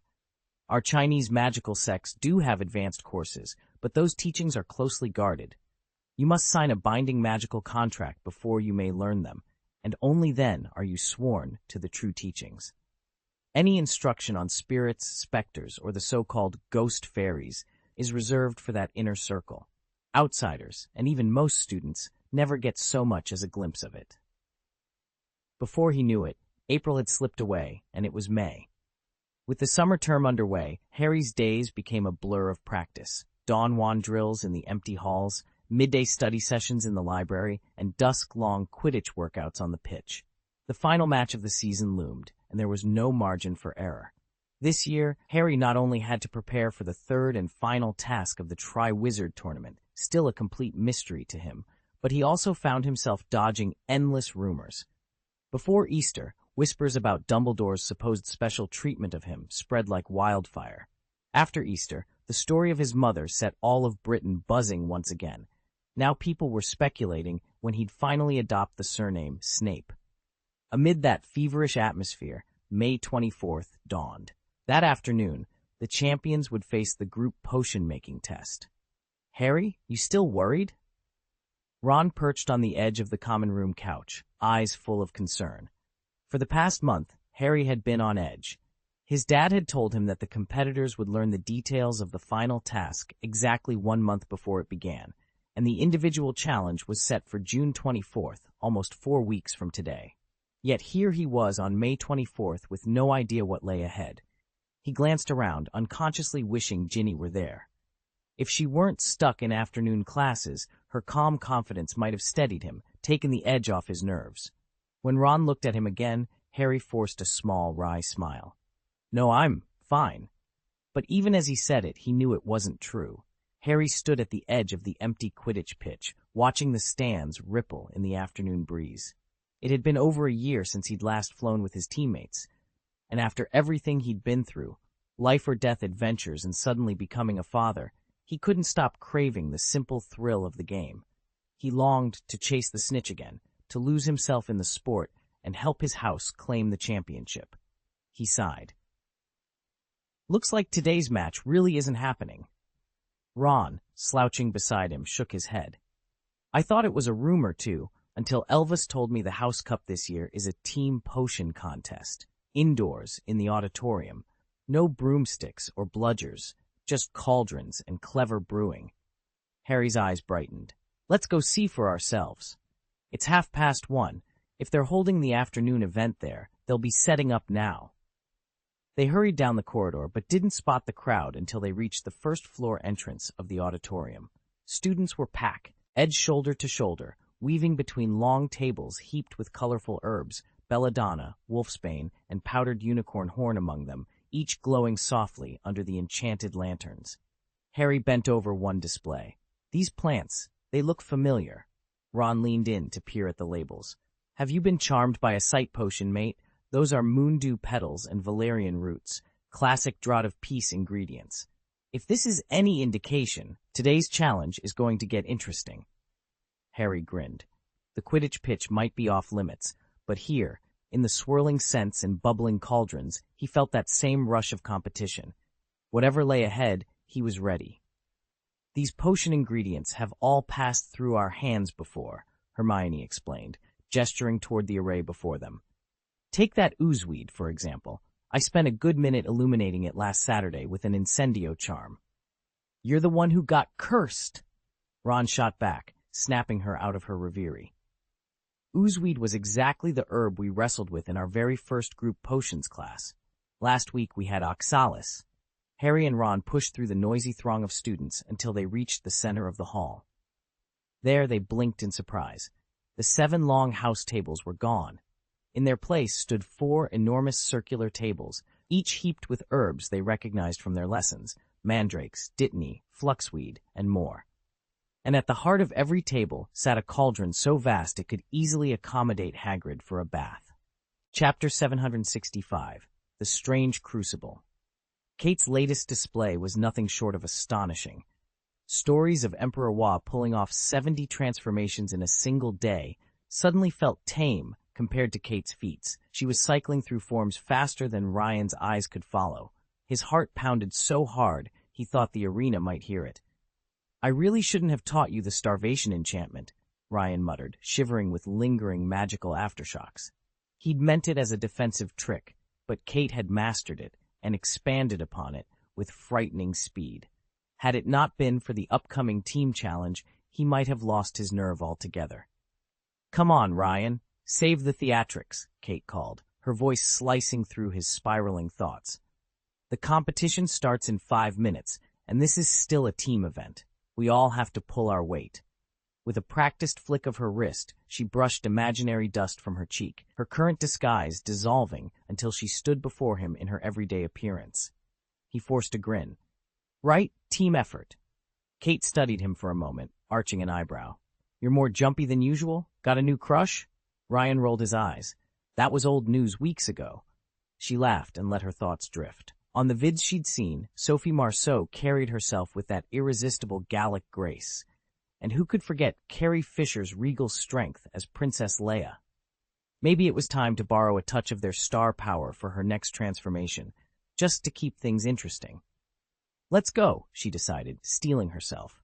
The roar of the crowd was muffled behind the heavy doors of the Crucible Arena, but within these walls, every flicker of magic would count. Only those who mastered change would triumph today, and Kate intended to outdo even her own legend. Chapter title, Once Upon a Time in America. Jennifer Connelly's entrance is nothing short of breathtaking. Ryan cleared his throat. "My moral code won't let me do anything that embarrasses my friends. I just want to be Harry's dad for once," he said earnestly. Over the past few minutes, His transformation power had gradually stabilized, but the thought of slipping into the role of half the class, constantly shifting identities, still felt wrong. It would weigh on his conscience. No sooner had the words left his mouth than the shimmering distortion around him and Kate vanished. Their clothes rematerialized perfectly, and in an instant they reappeared among the milling crowd, earning a few surprised glances. Standing beside them, Penelo crossed her arms and tapped her foot impatiently. "How long have you two been gone?" "Penelo, stop draining my energy!" Kate whimpered, wrapping her arms around Penelo's waist. Her wide, cat-like eyes gazed up pleadingly, and within seconds, Penelo's irritation dissolved as if melted by Kate's desperate cling. Ryan seized the moment to steer the conversation back to their quest. "So, are we ready to brew the magic potion?" "Of course," Penelo replied, smoothing a strand of hair back into place and easing Kate off her. "But remember, we only have 4 complete sets of equipment, a silver dagger, a scale, a mortar and pestle, and a crucible for each team." She surveyed the gathering players. "That means we'll have to share and choose our partners wisely." Kate's eyes sparkled with excitement. "Let's make this potion the best one ever." Ryan nodded, brimming with renewed determination. "Then let's get started." "I still think each school ought to have its own copy of this brewing manual. There's no way I'll ever master a group potion otherwise." Professor Aldwych nodded and turned to the cauldrons on the shelf. "And don't forget, the material of your cauldron can make or break a brew. The International Federation of Wizards recognizes 7 standard alloys for potion work. 1. Pewter. Composition. Tin and lead alloy. Characteristics. Soft. Low melting point. Below 200 degrees. Uses. Inexpensive and ideal for introductory potions. Hence, every lower-level classroom uses pewt, or cauldrons. 2. Brass. Composition. Zinc and copper alloy. Characteristics. Durable. Conducts heat better than pewter. Uses. The most commonly adopted cauldron once students move beyond basic brewing. It strikes the best balance of cost, efficiency, and heat retention. 3. Copper. Composition. Pure copper. Characteristics. Speeds up reaction rates, significantly retards oxidation in many root-based ingredients. Limitations. Cannot be used for potions that alter appearance. 4. Silver. Composition. Pure silver. Characteristics. Professor paused, letting us fill in further details from the text. Each material affects both the pace and the outcome of your potion. Choose wisely. Your choice of cauldron is nearly as important as the ingredients themselves. I scribbled furiously in my notebook. Until this moment, I hadn't realized just how much the choice of metal would influence the brewing process. With a cauldron in hand and this new knowledge at my disposal, I finally felt ready to tackle the mysteries of group potions. According to the Magic Product Quality License, a cauldron must be at least 99.9% pure silver to qualify as a silver crucible. Any lower purity relegates it to the less prestigious category of silver-containing crucible. Such stringent requirements haven't deterred potion makers. In fact, they've only increased demand. True silver crucibles are prized for their uncanny ability to heighten a potion's potency, especially in medicinal brews. Linfred Potter, the long-ago ancestor of the Potter family, was one of their staunchest champions. He used them so famously that St. Mungo's Hospital for Magical Maladies and Injuries still displays a massive silver cauldron erected in his honor. Gold crucibles are governed by the opposite rule. They must never exceed 50% gold content. Any purer, and the vessel will actively destabilize potion ingredients, often causing them to fizzle out or even explode on contact. Yet when the gold ratio stays within legal limits, a gold crucible becomes an excellent tool for accelerating the maturation of slow-brewing elixirs. By carefully blending gold with other metals, alchemists can shave days, even weeks, off a potion's preparation time without risking the catastrophic failures that come with higher gold concentrations. Because of its volatility, if you handle it carelessly, it can detonate. Few potion masters dare use this crucible simply to save time. After all, the ingredients for long-brewing elixirs are too precious to risk losing in a single mishap. Iron crucible, forged almost entirely from iron, this cauldron's chief advantage is that it slows the reaction rate of any potion brewed within it. That makes it ideal for recipes that call for rare, short-lived ingredients, but far too sluggish for introductory classes. Even the simplest scabies ointment can take a full day to finish.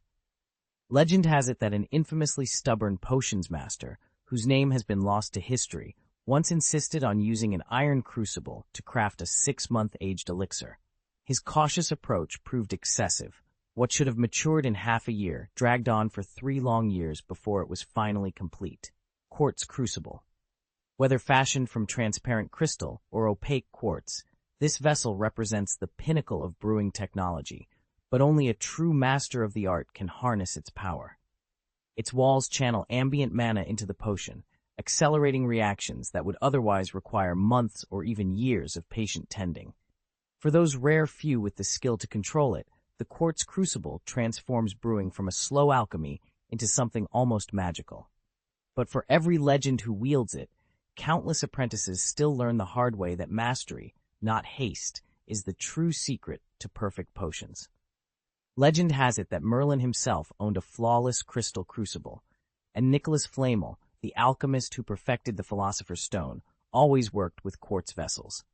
Ordinary wizards who tried those crucibles usually end dead up blowing them to bits. Then there's the bronze crucible, known to Eastern mages as the Ding. It's part of an entirely different school of potion theory, one that sprang up in the East and runs parallel to Western practices. Oddly enough, when you brew a Western potion in a Ding, you rarely get the expected result. Instead, you wind up with a new concoction altogether, one that doesn't match any known elixir. Ryan paused and scanned the scribbles on Kate's parchment, giving her time to take notes. Every potion master, up to and including the International Wizarding Federation, insists that there are only 3 practical crucible materials: bronze, quartz, and crystal. Even Kate, who isn't as swift at memorizing as Penelope, had managed to jot down the names. But the 4 rare crucibles I'm about to describe, Ryan continued, leaning forward, aren't made of any of those metals. Their alloys are so exotic that I'd need to examine a sample myself to understand their composition. You all know my standing as an alchemist, and yet, what truly defies logic is that these vessels seem to have no effect on brewing speed or yield. They're simply impervious to damage, no matter what's bubbling inside. And, by all known laws of alchemy, that should be impossible. They won't speed up or slow down the brewing process, Ryan said with a sigh. They're practically inert, mere containers. Penelope nodded thoughtfully. Or perhaps they're designed for communal brews. Over the past year, dozens of wizards have enchanted these ingredients, most with simple illumination spells, but each magic user leaves behind a distinct energy signature. To mix them all safely, without triggering an uncontrolled reaction, you'd need an exceptionally sturdy crucible. She gave a small shrug. Sturdiness is the only real requirement. Anything beyond that wouldn't affect the brewing rate. Chapter 294, Steps to Brewing a Group Potion. Speculation about the crucible came to an abrupt end the moment Ryan began his presentation. The head table was already packed with attendees, among them Arthur Weasley, head of the Department of Magical Law Enforcement at the Ministry of Magic and regular master of ceremonies for these events. "Good afternoon, everyone," Weasley called, beaming as he rose to his feet. "I'm Arthur Weasley, but today I'm pleased to hand over hosting duties to someone far more qualified, Professor Castor Pollock, grandfather of the famed potion maker Libatius Liba Pollock." At that, Castor Pollock stood. The elderly wizard, his long white hair and flowing beard evoking Albus Dumbledore, save for the dark modeling of his skin, surveyed the room with lively, twinkling eyes. "As you can see," Professor Pollock said, sweeping a hand toward the 4 long tables before the assembly, "we've prepared cauldrons and complete brewing apparatus at each station. Laid out in front of you are the ingredients you've spent these past weeks refining by magic. Oozing grass, ginger root, horn of the horned beast, hellebore, feathers of the silenced bird, powdered lionfish spine, and moonglow dust." He paused to let the sight sink in, then continued, "Your task today is to work together in small groups, following the precise sequence of steps I'll describe. Each ingredient must be added at exactly the right moment and in the correct order to ensure the potion's potency and stability. Fail to coordinate, and you risk a fizz, a foul odor, or worse." Murmurs rippled through the audience. Students exchanged determined glances. Remedies and counterspells practiced in private would mean nothing if they couldn't synchronize their actions. The real trial of teamwork and true mastery of group brewing was about to begin. Professor Stone cleared his throat and addressed the students. Here's what you'll be doing next. First, each school must refine its magical equipment one item at a time, just as if they were potion ingredients. Then, one student from each house, chosen for their skill, will take charge of brewing an exemplary potion. That student will follow the precise potion refining steps I've already provided. Once the potions are ready, each of you will approach your cauldron in turn and stir counterclockwise with your wand for a full week. At the end of that period, your group potion will be complete.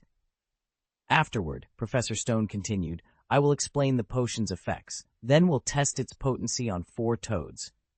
Hermione leaned over and whispered to Ryan, Why toads? Why not mice? Ryan smiled. Did you ever wonder why toads are one of the 3 pets we're allowed to keep at school? He asked. Before Hermione could answer, he went on. Toads may not possess any inherent magical abilities, but they're perfect for practicing spells and testing potions. In an apothecary's work, they're invaluable subjects. Because their skin absorbs liquids so readily, these creatures make perfect test subjects for any potion requiring oral administration. They're also highly resistant to magic, which is ideal for practicing spells and gauging a brew's true strength. For the beasts themselves, the trials act like exercise. Some even claim it prolongs their lives. Imagine owning a pet that grows leaner the more you train it. Kind of impressive, right? I don't think so, Hermione sniffed, pulling a face. I'll stick with a cat any day. Luna nodded in rare agreement, and Ryan was about to pipe up when the chatter around them abruptly died down.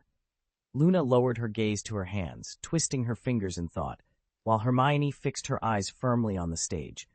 All attention had turned to the lineup of student representatives. Hogwarts' candidate was Penello, chosen unanimously by the senior year to handle and brew the trickiest potion ingredients. Durmstrang, too, had gone with experience over bravado. Their captain, Castrubsch, had selected Ervas as his second-in-command. And, naturally, Beauxbatons had sent Fleur. Hermione couldn't help a derisive snort as Fleur stepped forward to stand before the gleaming brass crucible.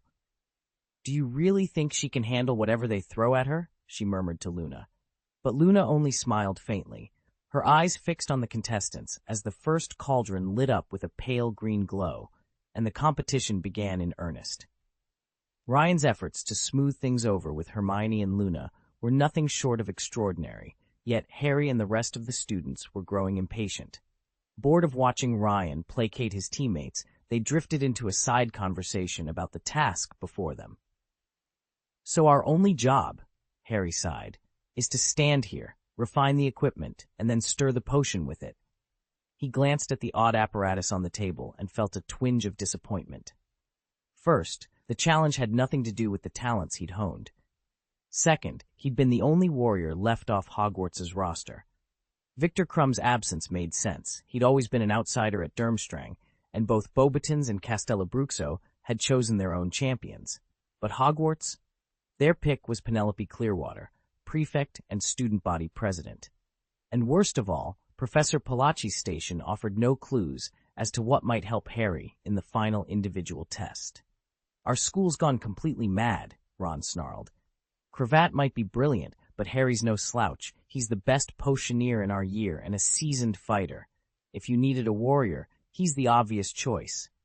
Anthony, Harry's most devoted fan, shook his head. I see what you mean, but remember, it's a team competition. If we end up losing, won't we regret having him knocked out too soon? We need Harry in the game until the very end. Their debate fizzled as they glanced around, surveying the competitors and the strange devices before them. Whatever the next stage held, it was clear that neither talent nor popularity would guarantee victory. Only teamwork and a bit of luck would see them through. In truth, it wasn't down to any one person. None of us were exactly ace at potions right now. Our collective average was pretty low. But if things went sideways, everyone would blame the operator, Sister Cravat. Harry had been passed over, so he'd sidestepped any risk of scandal and slipped away unscathed. Besides, Cravat was pure Ravenclaw. If she won, wouldn't that mean Ravenclaw outshone the other 3 houses? Keep your voice down, Ron hissed, glancing around. Don't let Hufflepuffs or Slytherins overhear. Michael pressed a finger to his lips. Still, I'm not worried. If we win, all the praise goes straight to Cravat-senpai. I don't mind, Ron replied, leaning back with a grin. I wasn't chosen anyway. Cravat's the perfect pick. Once she pulls this off, everyone will think Ravenclaw first. Harry felt his gloom lift. He'd been moping ever since hearing that Penelope, Ryan's girlfriend, as rumor claimed, would be handling the next round. But now, watching Cravat step forward with her wand at the ready, something in him stirred. All right, Ginny said, straightening her robes. It's almost our turn. She nodded toward the platform where Cravat was already preparing. Harry took a steadying breath. Whatever happened next, he knew his housemate was ready, and if Ravenclaw triumphed, it would be thanks to her. Professor Pollock's potions classroom buzzed with quiet activity as the hours slipped by unnoticed. One by one, the Ravenclaw students had approached the cauldron to scrub and polish it until its silver rim gleamed. Soon, Professor Pollock invited Penelope and 3 classmates to begin the next phase of the lesson. First, he instructed, add the ingredients that require no further preparation. Respectfully, the 4 witches and wizards tipped in powdered lionfish spine, crushed wormwood, and handfuls of dried nettles. Pale blue steam spiraled upward, coating the vaulted ceiling in a ghostly haze. Inside the cauldron, the potion turned a uniform tea-brown. Next came the grinding. Each student seized a mortar and pestle to pulverize moons, tone fragments, tiny horns from the horned camel, and, to Penelope's nose's momentary disgust, fresh frog brains. When the powders were fine as flour, silver daggers, supplied by Professor Pollock, were brought out. They deftly sliced ginger root into translucent slivers, chopped delicate 2-eared grass, and segmented wriggling caterpillars with precise strokes. Now, the professor's calm voice cut through the hiss of steam. Arrange your ingredients in clockwise order, then stir counterclockwise. Remember, an even rhythm, and do not falter. Pensively, Penelope guided her wand in smooth circles, watching the liquid shift from muddy brown to a luminescent amber. Gradually, the enchanted fumes that had filled the hall began to draw back into the cauldron, and the overhead glow dimmed as though the castle itself waited in suspense. The 4 students worked in silent harmony, their breaths in time with each turn of the spoon, until the final swirl left the potion shimmering and perfectly balanced, proof that meticulous technique, above all, held the key to mastery in potions class. The liquid in the cauldron began to clear, becoming as transparent as water. Hurry, just as I said. Lift each vial one at a time and stir the potion counterclockwise for a full week. This is the critical moment, Professor Pollock bellowed. Chapter 295, The End of the Team Competition. Draco stood at the back of the line, heart hammering. He couldn't believe he'd dawdled talking with Pansy and ended up going last for the final step of the group potion.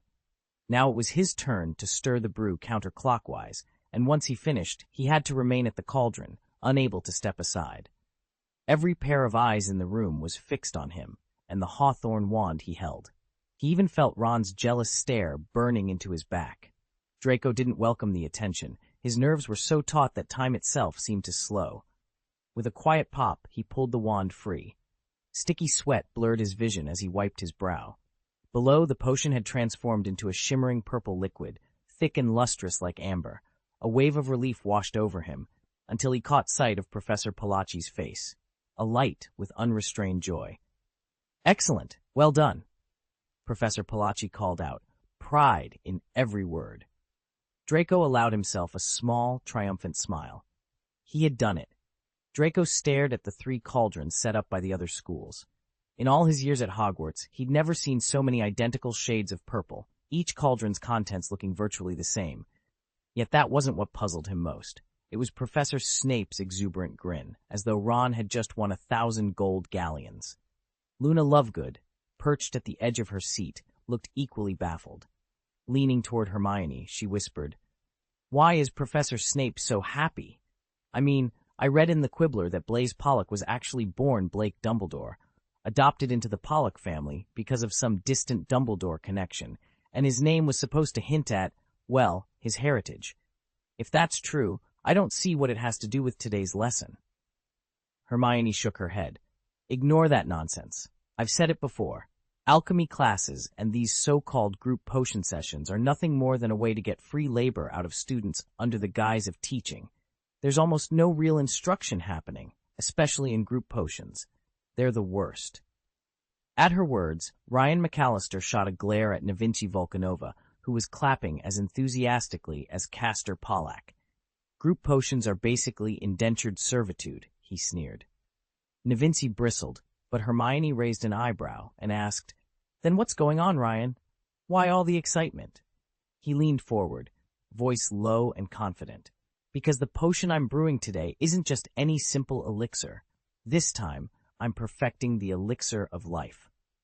A hush fell over the classroom as everyone, students and professors alike, realized exactly what those 3 purple cauldrons might hold. As long as you don't withdraw more than 3 standard doses at once, the supply replenishes itself automatically. On the surface, Kastrubsh's contribution, both the secret formula and the raw materials to brew the eternal potion, looked like a massive gift, effectively granting him permanent ownership of every vial produced. In truth, though, that wasn't the real expense. The greatest cost lay in wizard labor. Outside a few large institutions like schools, it's almost impossible to assemble so many skilled hands for free. Had you tried to hire alchemists and potion masters, the payroll alone would have reached astronomical sums. At that moment, Hermione finally understood what Ryan had been hinting at. Beside her, Professor Polacki, having clearly settled his nerves, stepped forward on the stage and produced 4 toads, each the size of a basin. With a casual flick of his wand, he anchored them before the great crucible. "These 4 will serve as our judges today," he announced, tapping each amphibian in turn. Luminescent house crests glowed on their backs, striking yellow shields, identical in hue, each distinguished only by its unique emblem. "I know you're all eager to see the results of the potion you've labored so long to perfect," Professor Polacki continued, sweeping his arm toward the steaming cauldron. "Now let us discover exactly what the eternal potion can do. When it comes to refining both your potion ingredients and your brewing apparatus, you'll also need to decide on the right illumination charm. Ever since antiquity, light has symbolized the banishment of shadows and the unraveling of curses. When filtered through a well-crafted lighting spell, a potion gains the power to counteract dark enchantments, what we commonly call black magic. Naturally, any wizard would covet a brew capable of such purification. Soon, I'll enlist Professor Riddle at Hogwarts to lay a tailored hex on our quartet of toads. He'll base it on their shared name, so each toad receives exactly the same measure of magical force. As for how naming equivalence amplifies a curse, you'll find the full explanation in the Book of Curses. Feel free to borrow it with your professor's permission. Rest assured, this spell won't harm the creature's health. It's purely cosmetic. The hex simply turns their skin a vivid shade of yellow, identical to the house badge emblazoned on their backs. Once their transformation is complete, you'll proceed to anoint each toad with precisely 1 teaspoon of our dispelling potion. Draco nodded, his eyes bright with comprehension. He now knew exactly what remained on his to-do list. The success of each potion is measured by how clearly its school's emblem appears on the back of a toad. The sharper the badge, the purer the brew. Pollack cleared his throat and addressed the silent table. "Professor Riddle, are you ready?" Riddle sat motionless, eyes closed, resembling a cleric in quiet prayer. "Ready," he said. The moment the word left his lips, dark, twisting runes flickered across his irises, then vanished, as if they'd never been. A few onlookers skilled in the darker arts shivered, convinced they had sensed some strange, malevolent magic, only to shrug seconds later as if waking from a half-remembered dream. "That's it," Riddle announced, opening his eyes. Snape regarded him with thinly veiled apprehension. Dumbledore simply smiled. Ryan arched a single eyebrow in mild surprise. From the instant the curse was cast until its conclusion, not a full second had passed. On the table before them, all 4 toads had shifted to a brilliant canary yellow. The sudden hue was so intense it almost erased their school emblems. Polacki, the so-called counterfeit immortal, let out a low, appreciative chuckle. "Ingenious," he murmured. Ironically, he and the rest hadn't even noticed the subtle way the curse had been delivered. Professor Pollack's voice rang out across the classroom. All right, the 4 students remaining, please pick up your teaspoons. Scoop a measure of the potion and pour it onto the back of the toad in front of you. Draco Parkinson exchanged glances with the other 3, Harry Potter, Fleur Delacour, and Victor Crumb, then each dipped their teaspoon into the softly bubbling crucible.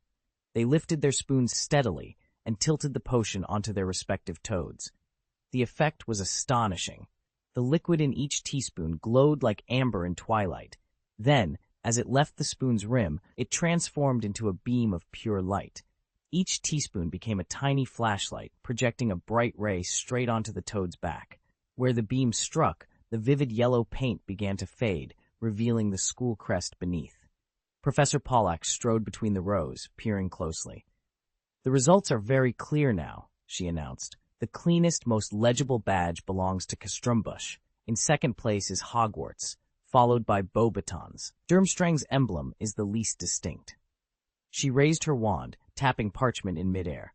"I will award bonus house points as follows. First place, 10 points. Second, 5. Third, 3. Fourth, 1. She read aloud the updated scores. Harry Potter, 84 plus 5, 89 points.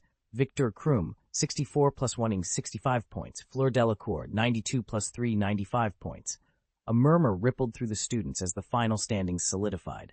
The potion challenge had drawn to a dramatic close, and Beauxbaton, with Fleur's flawless result, now led the e-competition. Hufflepuff's Elvas, 70 plus 10 equals 80 points. These points will serve as positive bonuses in the final contest, the third individual competition. In other words, the higher your score, the greater the advantage you'll carry into the match. Stay tuned for the next chapter. P.S. Thank you to Taishi Yumiksu for the monthly ticket and to everyone else for your recommendations and subscriptions. Chapter 296, The Impact of the Light Potion. Ron's jaw dropped as he watched the small vial in Harry's hand. "Did you see that? The potion literally turned into light for a moment," he whispered, eyes widening. All around them, spectators leaned closer, trying to catch a glimpse of the baffling phenomenon. Harry frowned. "That's not even the half of it," he said, lowering his voice. "This potion, they're definitely going to unleash it in the next round. And look over there. Those 4 toads on the stands are still glowing.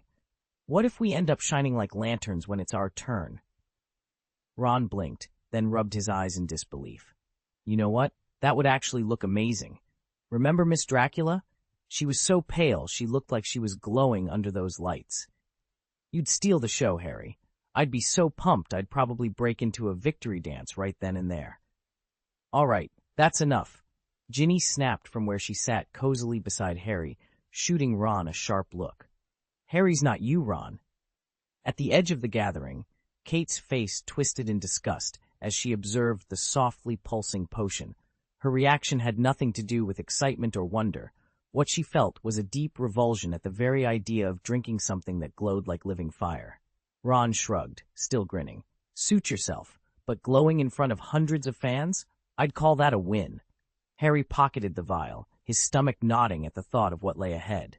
The glow of the toads, the promise of the potion's power, it all felt strangely ominous. Yet there was no turning back now. The game was coming, and with it, whatever strange magic this light potion would unleash upon them all. Kate's skin prickled with an odd, unnameable irritation, a feeling she'd never experienced before. She frowned. "Why? This is so annoying." "Because it's pure light made manifest," Penello replied evenly. "And you, my dear, are the shadow." Kate rolled her eyes. "Don't tell me you think I haven't watched Ultraman." Penello raised an eyebrow. "Impossible. The idea that Ultraman embodies light isn't even proposed until Ultraman Tiga, 2 years from now." She crossed her arms. "Temporal paradoxes aside, you'd better cut the chatter. Tell me why this potion troubles you so much. After all, in my own kingdom of shadows, I created a sun, and I didn't feel like this about it. Why does this vial make me feel wrong?" Holding out a small, glowing flask, Penello explained, "This is distilled light, pure brilliance, meant to repel evil and dispel darkness. The moment you drink it, your body will be surrounded by a radiant aura, much like these 4 luminous toads." He gestured toward the amphibians pulsing softly beside them. "Any malevolent entity, dementors, those wicked bats loyal to Voldemort, will be driven off or even harmed by this light." Kate snatched the potion and eyed it skeptically. So you're treating me like some dark creature? A slow, knowing smile curved Penello's lips. He leaned in, voice dropping to a whisper. Not you, though this will certainly change how the world reacts to you. In truth, this concoction was devised specifically to resist dementors, or more precisely, to counter the triad of protection, destruction, and resurrection that fuels Voldemort's power. Kate stared at the glowing liquid in her hand, torn between fascination and defiance. The boundaries between light and shadow had never felt so real and so dangerously close to breaking. Professor Ryan's eyes sparkled as he held up the slender vial. His dread is fiercer than any ordinary dementors, he said, voice low. But this potion, Fear's Bane, will neutralize even that. Of course, Kate exclaimed, giving him a playful punch on the shoulder. Why didn't I think of that? By the way, have you both been keeping up with Death Eaters in the wild? I switched over to Adventures with Belle weeks ago, and I'm hooked. Ryan smirked. There isn't much left to watch. Since the children vanished from Azkaban, the Lestrange brothers and Bellatrix have been locked in a frosty standoff. Even Barty Crouch Jr. isn't pleased with her antics these days. Kate raised an eyebrow. Let me guess, because all three of them are convinced Mei Ling is theirs? Have they set up some kind of paternity duel? Not officially, Ryan replied, leaning back. But remember how Mei Ling came into the world? The legends say she has 4 fathers, the Lestrange twins, Crouch Jr., even Voldemort, and somehow Harry Potter. They all shared a wry smile, until Professor Penello, clipboard in hand, cleared his throat.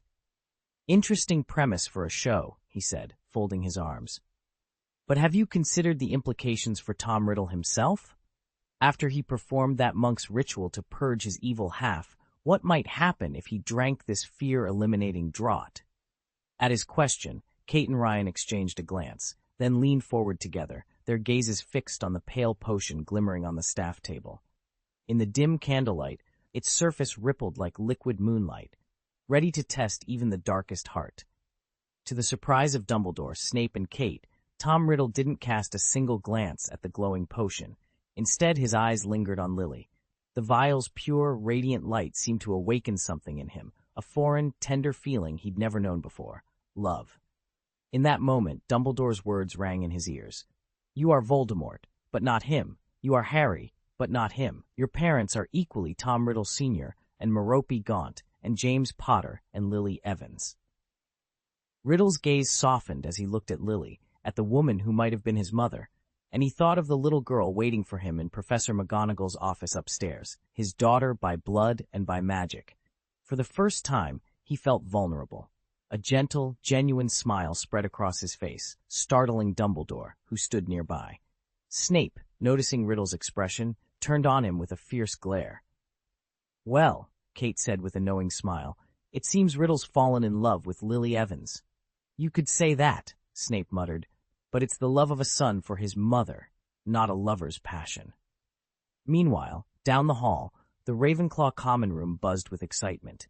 Nearly every student was gathered in clusters, deep in animated discussion about dark creatures and the threats they posed. They'd all come to the same conclusion by studying the potion ingredients. Dark creatures were almost certainly going to feature in the next trials. Even though it was nearly the end of May, the final exam had been moved up to next month, and debates among the professors and the senior students were in full swing.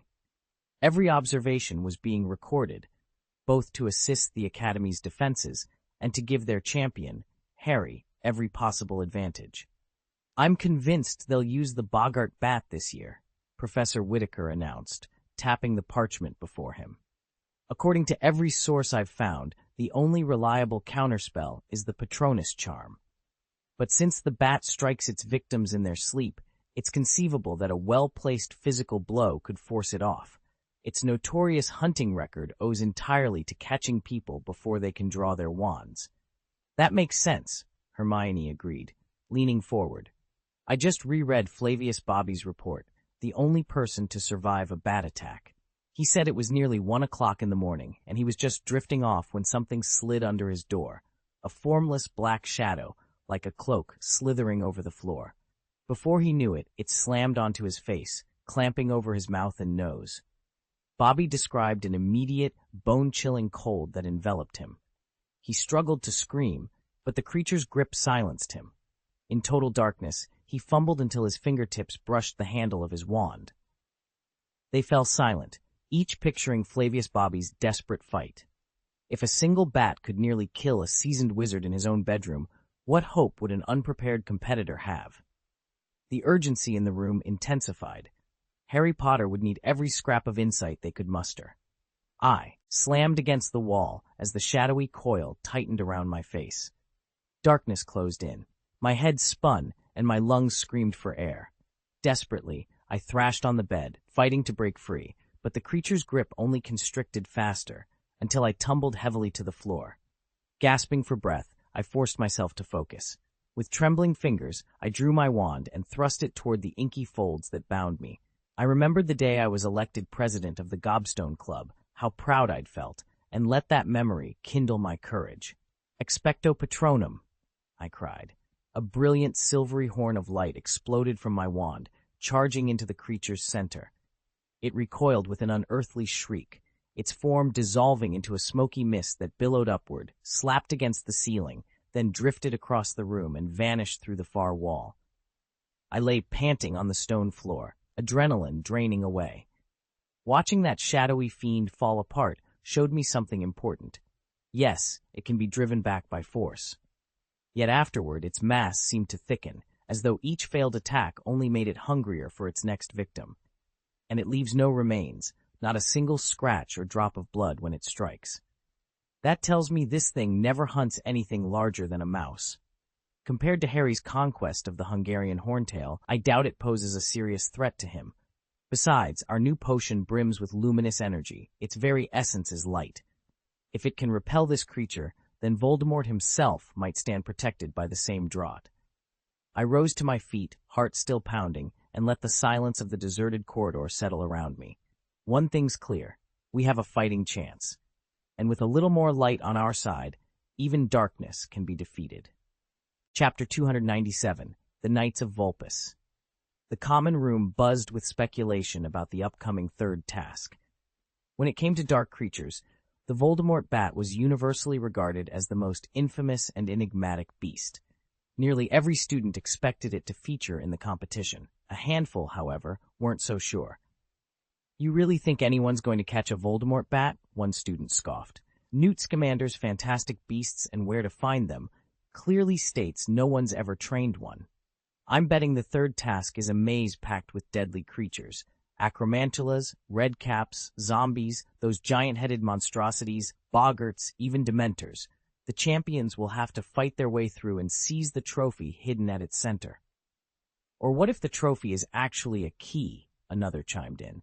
As soon as a champion grabs it, they get teleported straight back to the podium to claim their glory and the 1,000 galleons.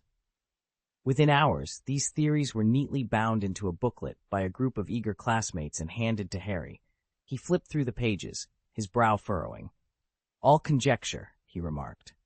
"Not that their ideas lack merit, but didn't Mr. Weasley promise to announce the third task 1 month in advance? Today is May 30th. Tomorrow it'll be June, and our exams begin in the first week of the month," Harry muttered as he thumbed through the documents in his hand. Spread out on the table beside him were all his divination tools: crystal balls, rune-etched magic stones, 2 parchment sheets, one stamped with 7 runic symbols, the other sketched with an open palm, and Hedwig, who was idly preening her feathers. Of course, Hedwig herself could serve as a divination aid. Ornithomancy, the art of interpreting a bird's flight patterns and calls. The palmistry chart was for reading the lines of the hand, an ancient practice dating back 3,000 years in India and China, later woven into Greek and Roman traditions to reveal character, lifespan, and fortune. The parchment-bearing runes belonged to yet another branch of divination, each symbol holding a clue to future events. But Harry's interest in these advanced techniques went deeper than simply trying to predict exam questions. July was fast approaching, the month everyone said Voldemort would be back. Harry, however, was convinced the Dark Lord's resurrection would come on the night of April 30th into May 1st. Ron rolled his eyes at that. "Harry, maybe Ryan's right. Your third eye is only any good in a fight," he said. "Dumbledore has made it clear Voldemort won't return until July." Your date is way off. I'd just wait it out. Besides, who knows? Professor McGonagall might tell us everything we need to know about tomorrow's competition tonight. If you can't sit still, why not practice the Patronus charm? It's deadly against dark creatures. Mum and Professor Snape both swear by it. Harry shook his head. No thanks. Mum's practically living with Snape these days. Rumor has it whenever she's free, she dashes off to his place in Spider's End Alley. She's even spending less time on normal life. The last I saw her, she was curled up with a book called A Good Wizard Starts with a Name. At that, Harry looked as if he'd swallowed a live toad. It was obvious his mother had skipped over the dating part with Snape and gone straight to brainstorming baby names. You've got to be kidding, Ron muttered, shaking his head in disbelief. It's highly unlikely, Ginny said, shrugging. I didn't see Mum picking up any baby supplies. Harry chuckled. How can you be so sure? Her address might as well read Spider End Alley. She hardly ever spends the night at Hogwarts anymore. Sirius has been causing quite a stir over it. If Phineas hadn't been off arranging Regulus's blind date, I'm convinced Sirius would have moved into the castle just so he could keep an eye on her. It was now 8 o'clock, nearly 2 hours since Harry and his friends had first broached the subject.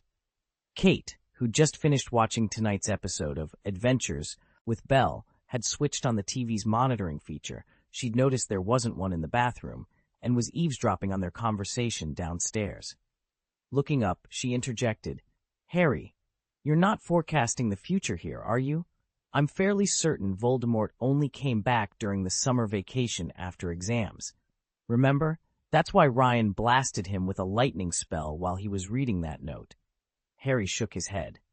No, Kate, you've got your chronology mixed up. It happened in the first week of June, right in the middle of exams.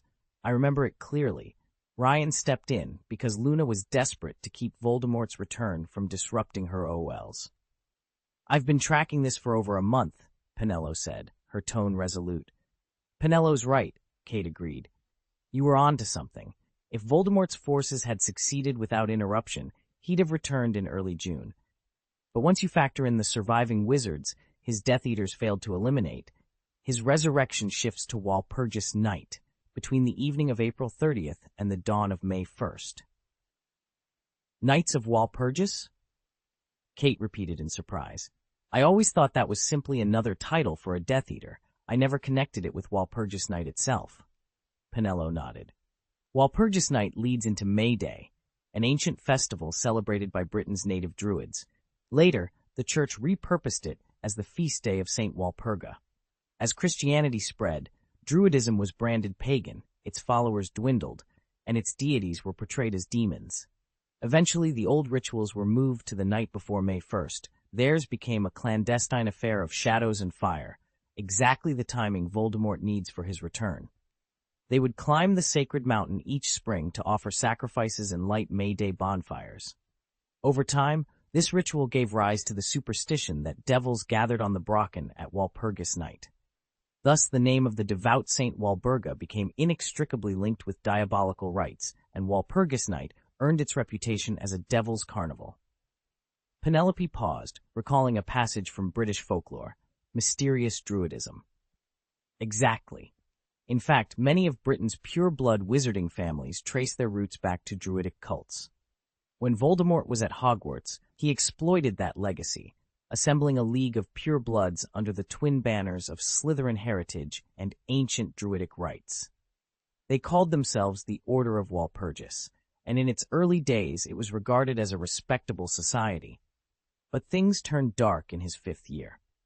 The Order devolved into what we now know as the First Death Eaters, spreading their influence even within Hogwarts walls. They attracted the weak, who sought protection, the ambitious who craved status, and the naturally cruel, who were drawn to a master capable of teaching them unprecedented horrors. His 5th year again, came the incredulous reply. I remember James Potter really turned things around in his 5th year, Kate remarked, her lip curling in mild disdain. But Penelope's obsession is even more baffling. All these young people seem to be hooked on the idea of knights. Apparently even Voldemort wasn't immune. She shot a sidelong glance at Ryan. Yes, even you. though your so-called knights are really just a product of Chinese folklore. Special thanks to Yunmeng Jialuo for the monthly ticket, and to everyone else for your recommendations and subscriptions. Chapter 298. The Complicated Third Match. A warm breeze stirred the courtyard's oaks as Penelope, Kate, and Ryan gathered under their favorite sycamore. Their debate, which had cooled for a moment, flared up again. "How can you equate knights with heroes?" Penelope demanded, folding her arms. "Knights answer to no one but their own conscience. They fight for justice in their hearts." Kate tilted her head. "And isn't that just another way to be a hero? Knights uphold the creeds they believe in, like the 8 virtues." Penelope snorted. "History tells a different story. Too often, knights became executioners, oppressing common folk in the name of faith." Ryan leaned forward, fingers tapping on his knee. "There's an old saying, knights enforce the law with their swords, scholars challenge it with their words." He looked to Kate, ready for her rebuttal, but she held up a hand to silence him. "Enough," she said. "Have you noticed? Lily Evans and Professor Snape's baby has finally arrived." Penelope raised an eyebrow. "And?" "In the video we watched, Snape said the birth was about a month off," Kate explained. "It was April then, now it's almost June." Ryan frowned, recalling his own involvement. "I sent Snape a gift for the newborn. Kate, you helped me choose. Those bamboo dragonfly mobiles we designed." The three exchanged glances, the argument forgotten for a moment, as they imagined the tiny cradle awaiting its newest resident. Ryan chuckled inwardly. Kate was only trying to distract them, to keep things from escalating. He reached out, gently placing his right hand atop her head, stroking her hair as one would a kitten's fur. 5:30 p.m. The final class of the semester was over, and nearly every student raced off toward the common rooms to cram for the next day's exams. Everyone, that is, except Harry. Professor McGonagall had detained him for an extra assignment. And Ron, as ever, lingered by his friend's side. Oddly enough, Ron didn't exactly look like someone who'd just started dating. Neville Longbottom passed by, noticed Harry still talking to Professor McGonagall, and gave him a quick nod before heading toward the Hufflepuff common room to meet Hannah. Draco Malfoy was similarly absent from his usual crowd. Ever since he and Pansy Parkinson had become an item, he'd been spending all his free time with her. Ginny Weasley, on the other hand, had been waiting outside the classroom for ages. When Harry still hadn't emerged, she didn't hesitate. She simply walked in. "Ron, you really are inseparable from Harry," Professor McGonagall remarked, arching an eyebrow. "Sometimes I almost forget you're not the one seeing Ginny." She paused as Ginny stepped into view. "Well, speak of there she is. I suppose it's no secret anymore." "You two can come too," she said, lifting her eyelids to look at Harry. "Be on the Quidditch pitch at 9 o'clock tonight. Arthur will be there to announce the third task to the champions." Half an hour later, at just past 8, the three of them slipped quietly downstairs. Neville was still poring over his charms notes with Hannah, so he stayed behind. To Harry and Ron's surprise, Draco Malfoy emerged from the Slytherin common room and fell in beside them as they headed out into the cloudy night. "What do you reckon the next task will be?" Draco asked as they descended the main staircase. "I've heard all sorts," Ron replied. "Pansy's been going on about underground tunnels. Says there must be treasure hidden beneath the school. Crabbe and Goyle swear it'll be water, something to do with the lake." Draco nodded. "We've done sky and ground already. It makes sense if it's underwater, maybe in the Black Lake. Personally, I'm just going to watch from our common room windows, nice and dry, with a perfect view." "Ah, wrong!" Ron burst out laughing before Harry could speak. "Tonight it's back on the Quidditch pitch." Draco's eyebrows shot up, but Harry grinned. "And who knows? Pansy might have been onto something after all." "It's down in the underground tunnels." Ron laughed so low, oddly, that both Elvas and Crumb turned to see what was so funny. They hopped off their boat and rowboat onto the grassy shore and met Ron, Harry, Hermione, and Ginny on the lawn. Harry and the others were just arriving, having heard the commotion. Elvis greeted them with a grin. "So you did bring reinforcements?" Crumb gave a rueful shrug. "I didn't bring anyone, actually." Elvis's smile vanished. "They'll regret staying away, just like that cursed Karkaroff. And you, Victor, are a world-class Quidditch star. If they choose not to help, it's their loss, not yours." Ron eyed the large boat moored in the lake's center with obvious displeasure. "We should all go together." Harry nodded, offering Ginny his arm. "Agreed," he said. The group set off across the lawn, Draco and the others trailing behind. 10 minutes later, they reached the Quidditch pitch. Draco surveyed the once pristine field and shook his head in disbelief. Looks like Pansy was right. The smooth expanse of grass had been transformed into a nightmare landscape. Hundreds of dark depressions pockmarked the ground, each pit yawning as if bottomless. Harry leaned over the nearest hole, peering into its depths. "It's a tunnel," he announced. At the edge of the pit, he spotted a muddy staircase spiraling downward into the earth. The answer to their questions lay waiting below. Beneath the stands lay a tangle of winding tunnels, each branch twisting off in a different direction. "Hello there," came a cheerful voice echoing through the hollow. Stepping into view, Mr. Arthur Weasley stood smack in the center of the courtyard. He jumped up, waving both arms. "Ron, Ginny, you made it!" Fleur Delacour lounged against a low wall at the edge of the court, taking the scene in with a casual eye.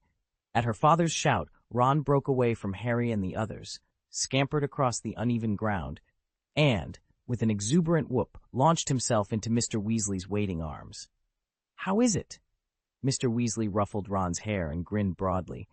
"So you've all found the tunnels beneath the arena. Over the past month, we've planted thick, thorny shrubs along those trenches, and Hagrid strengthened them, 20 feet high, living walls. I imagine you can guess your first task?" A hush fell. Harry turned to Irvas, who straightened at once and fixed her gaze on Victor Krum. There was a moment's pause, then Krum took a steady breath and spoke. "A maze." "Exactly," Mr. Weasley beamed. He released Ron and swept up Ginny in a quick hug as she rushed forward. "Inside that maze lie a host of magical traps. You'll need sharp memories and careful spell work to find your way through and disable them all. Good luck to each of you." Arthur Weasley gathered Harry, Ron, and Hermione around a narrow stretch of hedge. He pointed ahead, where faint depressions in the ground marked hidden entrances. "These are the only ways into the maze's tunnels," he explained. "Each tunnel holds a single competitor. Once someone enters, the opening seals shut behind them. Of the many recesses you see, only 4 lead all the way down to the bottom of the Black Lake. The others, well, they're lairs for some very dark, very dangerous creatures." Ron's eyes lit up. "Dad, Harry and I were talking. Can we use an underwater snorkel to get through the lake?" Arthur shook his head. "No, son. I know Skywalker's Alchemy Workshop helped fund this task, and they even offered you their latest snorkels. But the rules are clear. Once you've dropped through the correct tunnel and reached the lake floor, you may not use any manufactured breathing aids. You'll have to rely entirely on your own magical means to breathe underwater." Harry drew in a breath and let it out slowly. "And then what?" "You must dive," Mr. Weasley continued, "and collect the 4 school badges that lie at the bottom. Each badge is guarded by a fierce, aquatic creature, one from each of the Hogwarts houses. Once you've claimed them all, return to the tunnel you emerged from. Place a badge against the sealed entrance, and it will open, allowing you to see, and move on to the next task." He gave them each a steady look. "Stay alert and stick together as long as you can. Good luck." With that, the 3 champions turned toward the nearest depression, ready to face the lake's hidden depths and whatever monsters waited below. By now, you should know the rules. The objective is simple. The first warrior to collect 4 badges, escape the maze, and return to the starting point is crowned champion. Chapter 299, Warriors Don't Need to Take Exams. Harry could barely focus on the match. After picking Mr. Weasley's brain and ruling the entire arena with his eyes, he slipped away toward the castle with Draco, Ron, and Ginny in tow. Ron, hopelessly enchanted by Fleur's beauty, refused to stay behind, even though Fleur herself had vanished soon after Mr. Weasley finished speaking, heading back to the carriage parked by the edge of the Forbidden Forest. In the grand hall, they dropped off Draco, then Harry, Ron, and Ginny hustled into the common room well before the 10 o'clock curfew. Because surely champions, warriors, as Harry was starting to think of them, still had to take the end-of-year exams, didn't they? At least that's what he and Ron assumed. Meanwhile, Victor Krum and Fleur Delacour, left alone on the pitch, exchanged curious looks. "Do you think Harry's really that confident in his memory?" Krum asked, frowning. Either that, or he's studying with his fiancée and friends, Fleur replied, straightening her robes. Whatever the case, the rest of us still have exams to prepare for. With June fully upon them, Hogwarts thrummed with anticipation and nerves. The third task was only a week away, and the final exams loomed even closer. A strong showing would mean a summer of freedom and fun. A stumble might turn the holidays into a very long, very unpleasant vacation. Harry was determined he'd do everything he could to make sure it stayed the former. Harry strode into the Transfiguration classroom that morning, today's exam venue, ready to tackle the theoretical portion of his test. Before he could even open his book, Professor McGonagall stepped in front of him. "Mr. Potter," she said crisply, "I seem to recall that warriors are exempt from the annual exam." With that, she politely but firmly turned him away in front of the entire class. Harry stood in the corridor, blinking in confusion, while behind the closed doors he heard the crackle of wands and the tinkle of teapots transforming into turtles. Bored and unoccupied, he decided to explore the castle. He wandered through nearly deserted corridors and slipped out onto the lawn, expecting to see the usual clusters of students. Instead, the familiar maroon cloaks of Castrumbish pupils were gone, as were the deep blue cloaks of the Durmstrang group by the lake and the pale sky blue of the students near the Forbidden Forest. In that empty hush, it dawned on him. Every other student was busy taking exams, only he had been overlooked. Eventually, around noon, the castle erupted back to life. Younger students who had finished their tests poured into the corridors, bubbling over with chatter and laughter. Harry lingered by the door to the Charms exam room and was relieved when Ginny approached him there, at last ready to see if he could sit for his next test. "Was your Transfiguration exam really over that fast?" Ginny asked, raising an eyebrow as Harry emerged from the exam room. He gently steered her toward the door. "I finished Charms early," he explained. "I was waiting out here." Ginny frowned. "Ryan must have had something to do with this, sending you out of Charms so quickly." Harry blinked. "But why would Ryan want that? When did I ever cross him?" Ginny covered her mouth to stifle a laugh. "Maybe he was bored," she teased. "He probably thinks it's hilarious watching us all worry over exams, competitions, Voldemort's return, Mrs. Potter's situation, and even Mei Ling's." They paused at the entrance just in time to see a trickle of third-year students stumbling out of the classroom, faces streaked with chalky gray dust, robes rumpled and spirits sagging. A chorus of groans rose from the group as they compared notes. "My turtle's tail is still a spout. Absolutely hopeless," one boy moaned. "Does anyone think turtles breathe water vapor?" Another wailed. "My shell turned out with silly willow leaf patterns.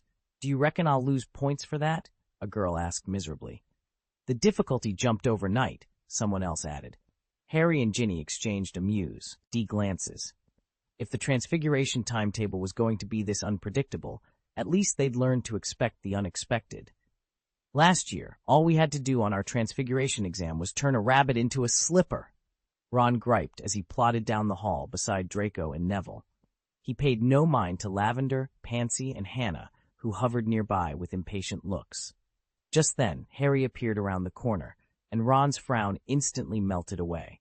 He broke into a run and practically threw himself at Harry, forgetting all about his earlier sour mood. Lavender was the only one left scowling, until Parvati pulled her off in another direction. Harry felt a laugh rising, but stopped himself when he saw Ginny wearing her own displeased expression. Still, Harry felt lighter than he had in days.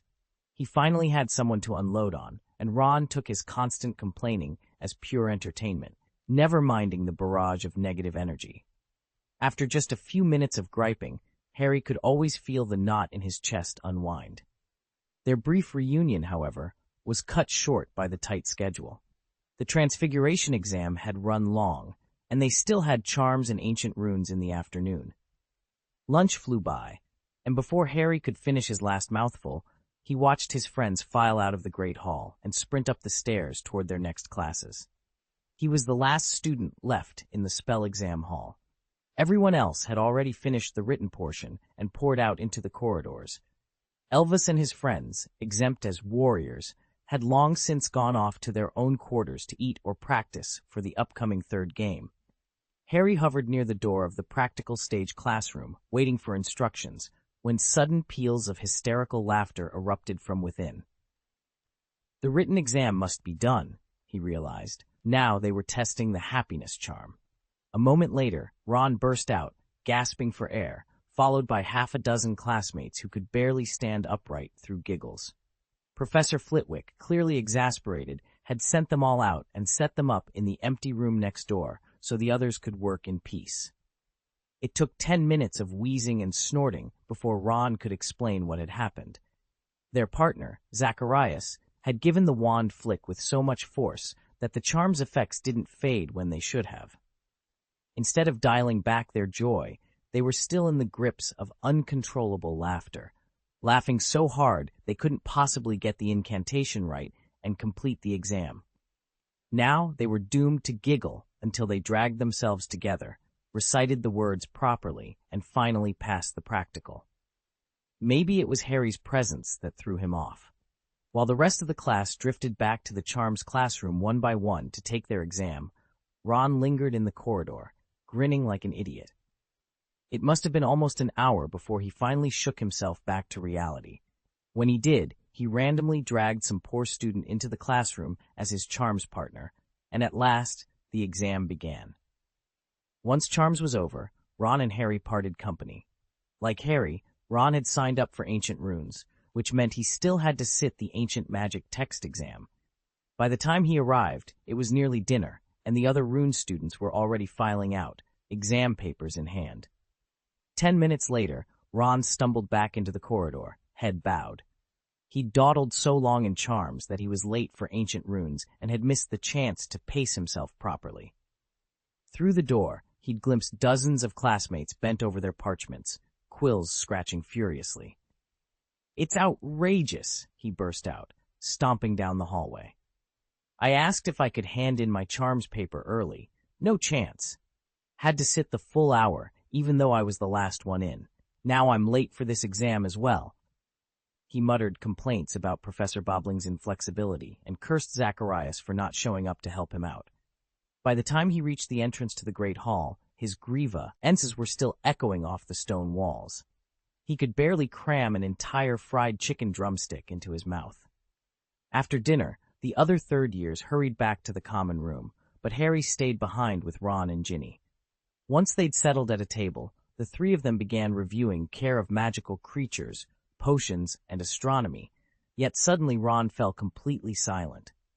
Harry seized the moment to nudge his friend, hoping to draw him out, while Ginny flipped open her notes and started dissecting the details of the upcoming game. Chapter 772, Discussion. Harry lounged on the sofa in the Gryffindor common room, idly flipping through a book. Ginny and Ron stormed in, eyes blazing. "Harry, have you been lazing around all day?" Ron demanded. "Don't you remember how to practice your spells?" "The competition's on the 24th. You'd better be in the library," Ginny added, hands on her hips. Harry glanced up, shrugged, and waved a dismissive hand. "There's still nearly a month left. Plenty of time." Ginny and Ron exchanged incredulous looks. "You've seen what the Triwizard-style tournament throws at us," Ginny said. "Depressions to navigate, magical traps to disarm, dark creatures to fend off, secret passages to find, and you'll have to breathe underwater." Harry's grin never faltered. "I've already beaten Voldemort. I faced down a fire dragon in person. Compared to that, this competition will be a breeze. Besides, I've got 89 points, the second highest score so far. That's supposed to give me an edge." Ginny sighed.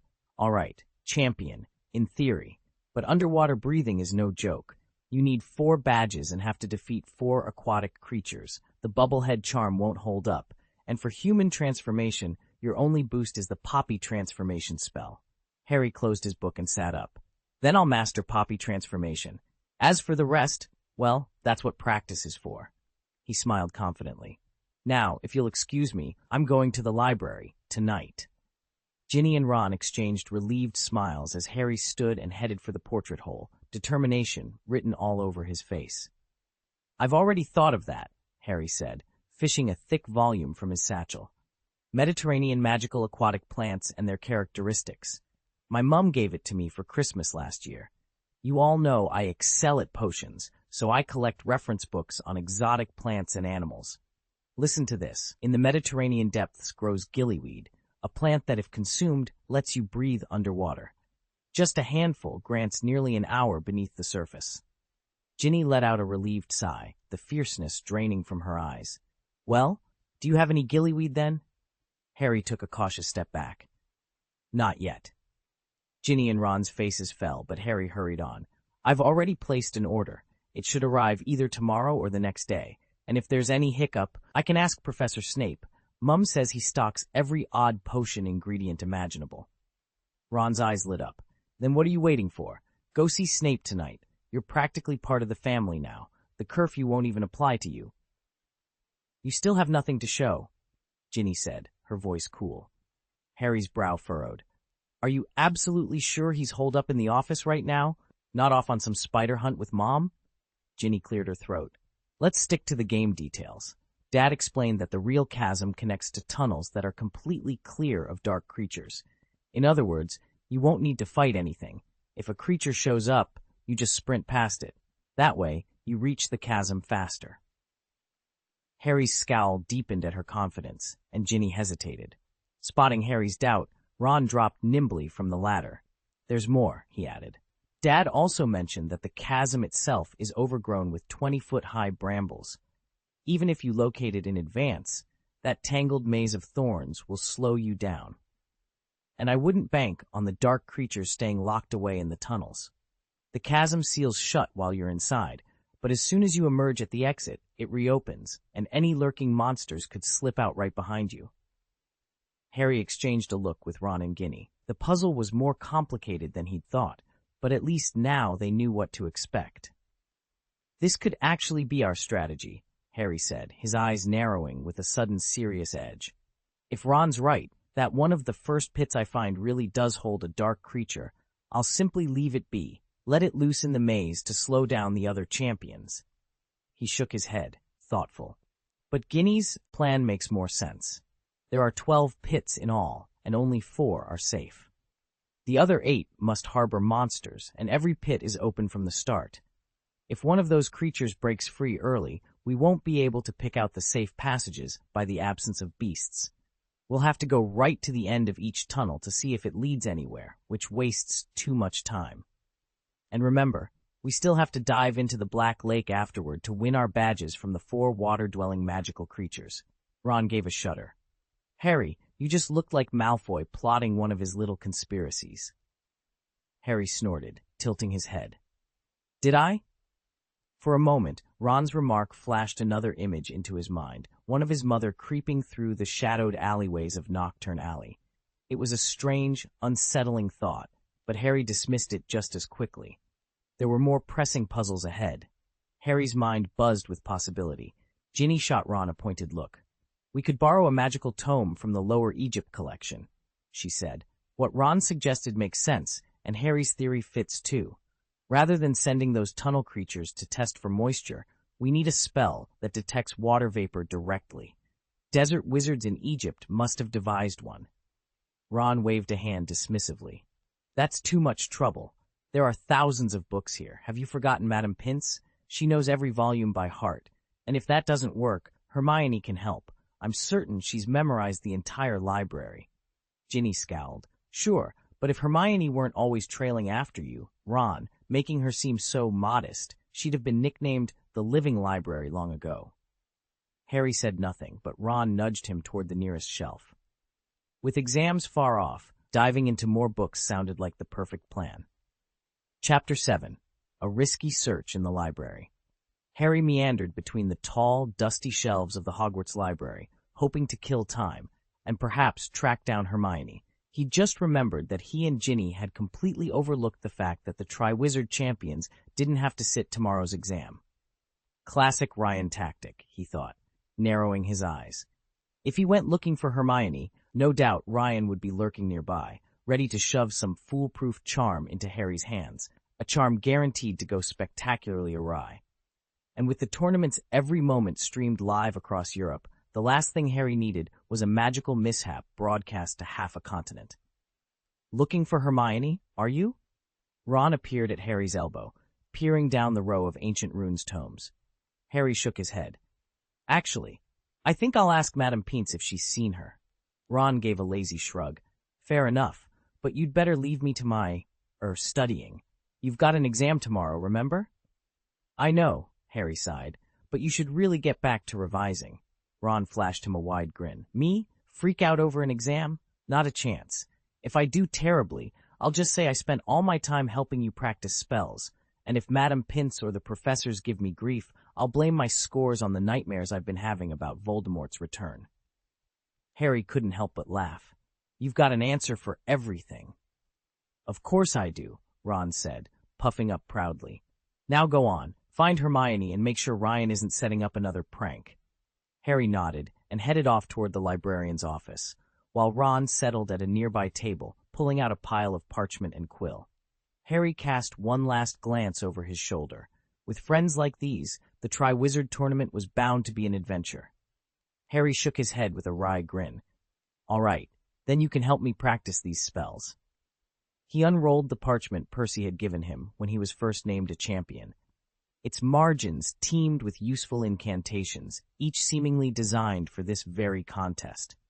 There was the obstacle spell, capable of freezing hostile creatures in their tracks, the crushing spell, powerful enough to blast through solid barriers, and the dire, occasional spell, which made his wand glow northward so he'd never lose his way in the maze. Chapter 301, The Patron Saint of Success.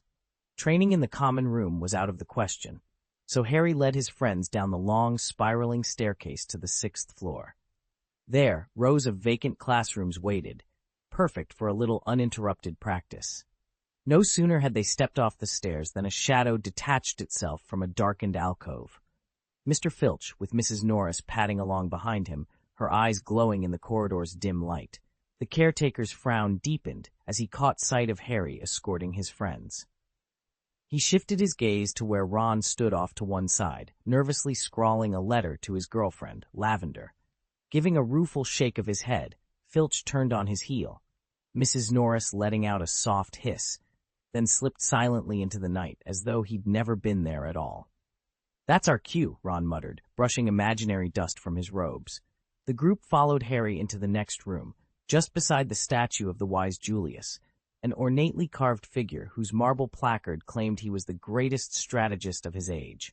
Inside, the room was lined with old wooden benches, their surfaces worn smooth by decades of students' elbows.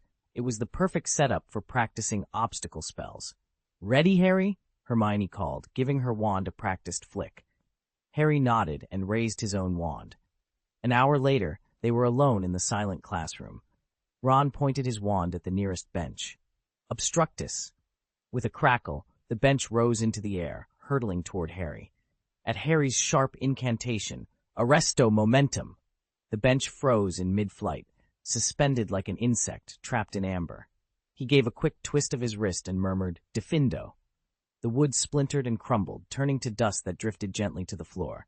Harry's friends broke into applause, their laughter echoing off the old stone walls. In that moment, under the watchful eye of Julius's statue and far from prying eyes, they all felt a little more confident, one step closer to mastering the magic they'd need on the road ahead. Recover as before, Harry called, and time seemed to reverse itself. Motes of dust swirled back into shape, the broken bench reassembling in midair before hurtling back into place with a solid thud. Ron put a hand to his jaw. Merlin's beard. It never ceases to amaze me, Harry. You actually went from powder to perfect bench, and even undid its spatial shift, sending it straight back to where it belonged. Harry forced a calm nod. Practice makes perfect. But inside, he couldn't shake the memory of that summer day, when he'd restored his mum's pudding mayhem and the weariness it had left him with. Ginny looked up from her copy of Magical Creatures of Fresh Water and Their Habits. Harry, are you sure you don't need to learn the court's recess locations by heart? She'd been quizzing him about every detail of the upcoming competition for the last hour. He shook his head. Honestly, it's all stored in my head now, and I've sketched the entire layout on parchment, just in case.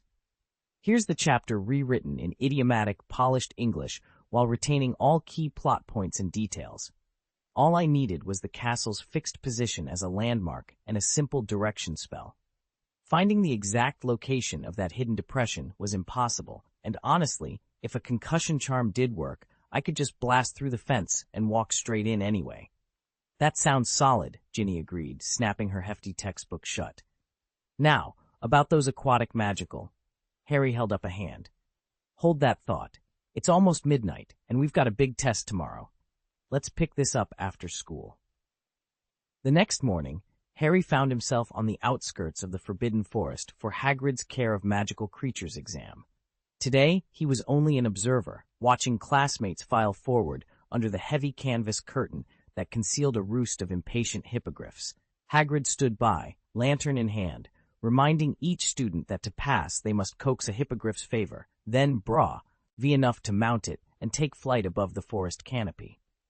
To stave off Harry's boredom, Hagrid, acting as exam proctor, let Ron and the others finish early. 10 minutes after the last parchment was handed in, Harry found himself surrounded by his friends in the Great Hall courtyard. They were buzzing about the newly renovated Quidditch pitch just beyond the castle walls. Thick, enchanted curtains now concealed the field, and rumors said its layout had been transformed entirely. Before Harry could ask for details, Draco Malfoy interjected.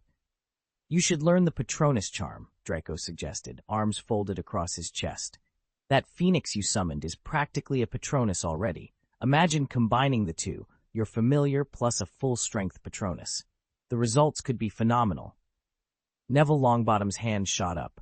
"I can stand in as a Dementor for your practice," he offered. He glanced down at the goblin-forged sword at his belt.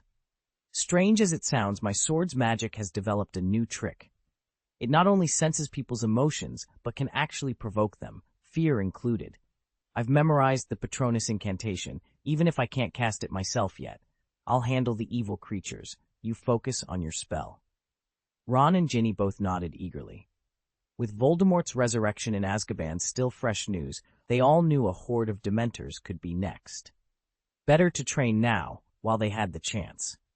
Even with 4 cauldrons of that shimmering potion, they still couldn't be sure it would last through the exam.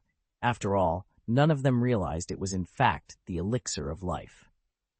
With the afternoon potions test still hours away, the quartet slipped into an empty classroom to begin their training. Harry joined them almost at once. Along with him stood Draco, Ron, and Ginny, each determined to master the Patronus charm. Their plan was simple. Neville would help them summon a Patronus by first provoking a fear strong enough that they'd have to draw on their happiest memories to banish it. Neville raised his wand and motioned for the others to follow suit. "Before I walk you through conjuring a Patronus, you need to understand the basic wand movement, and, of course, the incantation. Picture a circular shield, about a foot across, hovering in front of you. Trace its edge with your wand, slowly at first, as you recall your happiest memory. You need to build up enough positive energy for the spell to work." He paused to make sure they were concentrating. "When your memory has you completely absorbed in joy," he continued, "say clearly, expecto patronum, then thrust your wand forward in one swift motion. The sudden thrust channels all that happy energy into the charm." Neville lowered his wand in a practiced flourish. "All right, let's begin." Ron didn't hesitate. "Expecto Patronus," he cried, lunging forward with his wand as if it were a sword. A brilliant jet of silver light shot from his wand tip and coalesced into a small, shimmering pup, its bright eyes fixed on the unseen threat before them.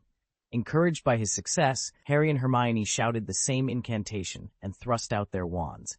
But where Ron's Patronus had taken clear form, theirs dissolved into nothing more than wisps of silvery mist that vanished almost instantly. Ron threw back his head and laughed. "Look at that. My Patronus is a lapdog, a proper magical creature, just like Dumbledore's phoenix." Ginny rolled her eyes. "Or it could just be a Jack Russell Terrier. Still a dog, still common." She couldn't resist putting Ron in his place. Ginny's annoyance wasn't just sibling rivalry. She knew exactly why Ron had succeeded on his first try. Under Ryan's guidance, he'd been studying the Patronus charm through the magic of emotions, a method perfectly suited to his strengths. Even so, she had to admit she didn't expect him to pull it off so cleanly and so quickly. "Ginny, "You're jealous," Ron declared, his chest swelling with pride. It was the first time he'd ever bested Harry at anything, and that rush of triumph, he knew, was exactly the right emo tie-in to fuel a Patronus. Without bothering with the usual circular motions, he raised his wand confidently. "Expecto Patronum," he cried. A brilliant silver creature burst forth from the tip of his wand, its form shimmering in the sunlight. Chapter 302, Phoenix Guardian. Ron's triumphant grin vanished in an instant. The silvery creature that had bounded into view paused, hovered for a heartbeat, and then winked out of existence. Ginny's eyes narrowed. "That wasn't a swooping swallowtail dog," she said. "It was a Jack Russell hound." Ron bristled, but Draco ignored him completely. He drew in a steadying breath and closed his eyes, summoning from memory a joy even stronger than any happy moment with Pansy. "Guardian," he commanded, his wand tip erupting in a pillar of argent light that swirled before him like mist. Harry watched, heart pounding. He recalled the first time he'd cast the Patronus charm, how it had felt as if a second heartbeat had suddenly taken root within his chest. That pulse had driven all thoughts of being engaged to Ginny into a haze. Now he realized Draco's insight had been correct. Their Patronus charms were reacting to the same force, a phoenix spirit dwelling in Harry's heart. Born of his mother's sacrificial love and the wood of his holly wand, shaped by the method of a steadfast heart, and tempered by the darkness of Voldemort's fragments he had absorbed, Harry's Patronus was unlike any other. It was alive, flexible, powerful beyond measure. And then, quiet. The shimmering light faded, the mist dispersed, and silence fell over the courtyard. Both boys lowered their wands, each wondering what this new, impossible magic would mean for all of them. Awakened by the dragon's magic, the phoenix, reshaped by the resurrection stone, opened its eyes for the very first time. As Harry stared into those narrow, gleaming eyes, a sudden thought struck him. Perhaps the reason he couldn't summon a Patronus was because he already possessed the strongest, most invincible guardian within his own heart. "Ron, that's just an illusion," Ginny snapped, breaking Harry's gaze. "Neville hasn't forced us to face our deepest fears yet. Only a Patronus born in the presence of Dementors is a true Patronus." Harry blinked, startled by her sharpness. Ginny frowned at him, as if she'd mistaken his silence for disappointment over his own failure. "Don't worry," Neville said, stepping forward. "Ron succeeded. Now it's your turn. Just be careful not to let fear cloud your mind." He withdrew his wand and held it before his chest. The air around them shimmered, and the shadow of an extraordinary sword coalesced in his hand. Harry recognized it instantly as the embodiment of Neville's inner magic, but its color had shifted. Where it once gleamed indigo, it now glowed a surreal violet-tinged blue, lending it an otherworldly quality. Harry's breath caught the instant his eyes locked onto the sword. A frigid pulse, colder than steel, radiated from somewhere deep inside him, no mere chill in his lungs, but a creeping frost in his very soul. His vision clouded, and each breath felt as though it were scraping ice against his ribcage. A roaring thunder filled his ears, as if water were breaking against a dam, pulling him downward into darkness. Then, from the hollow of his chest, came the pure, ethereal cry of a phoenix. The sound swelled until it filled the entire chamber, shattering the icy tide in Harry's mind. He blinked and looked up. Ginny was huddled in a corner, eyes wide with fear. Draco trembled so violently he could barely stand, and Ron, pale beyond reason, kept shouting, "Holy Guard! Holy Guard!" But from the tip of Ron's wand flowed nothing more than a wavering silver mist.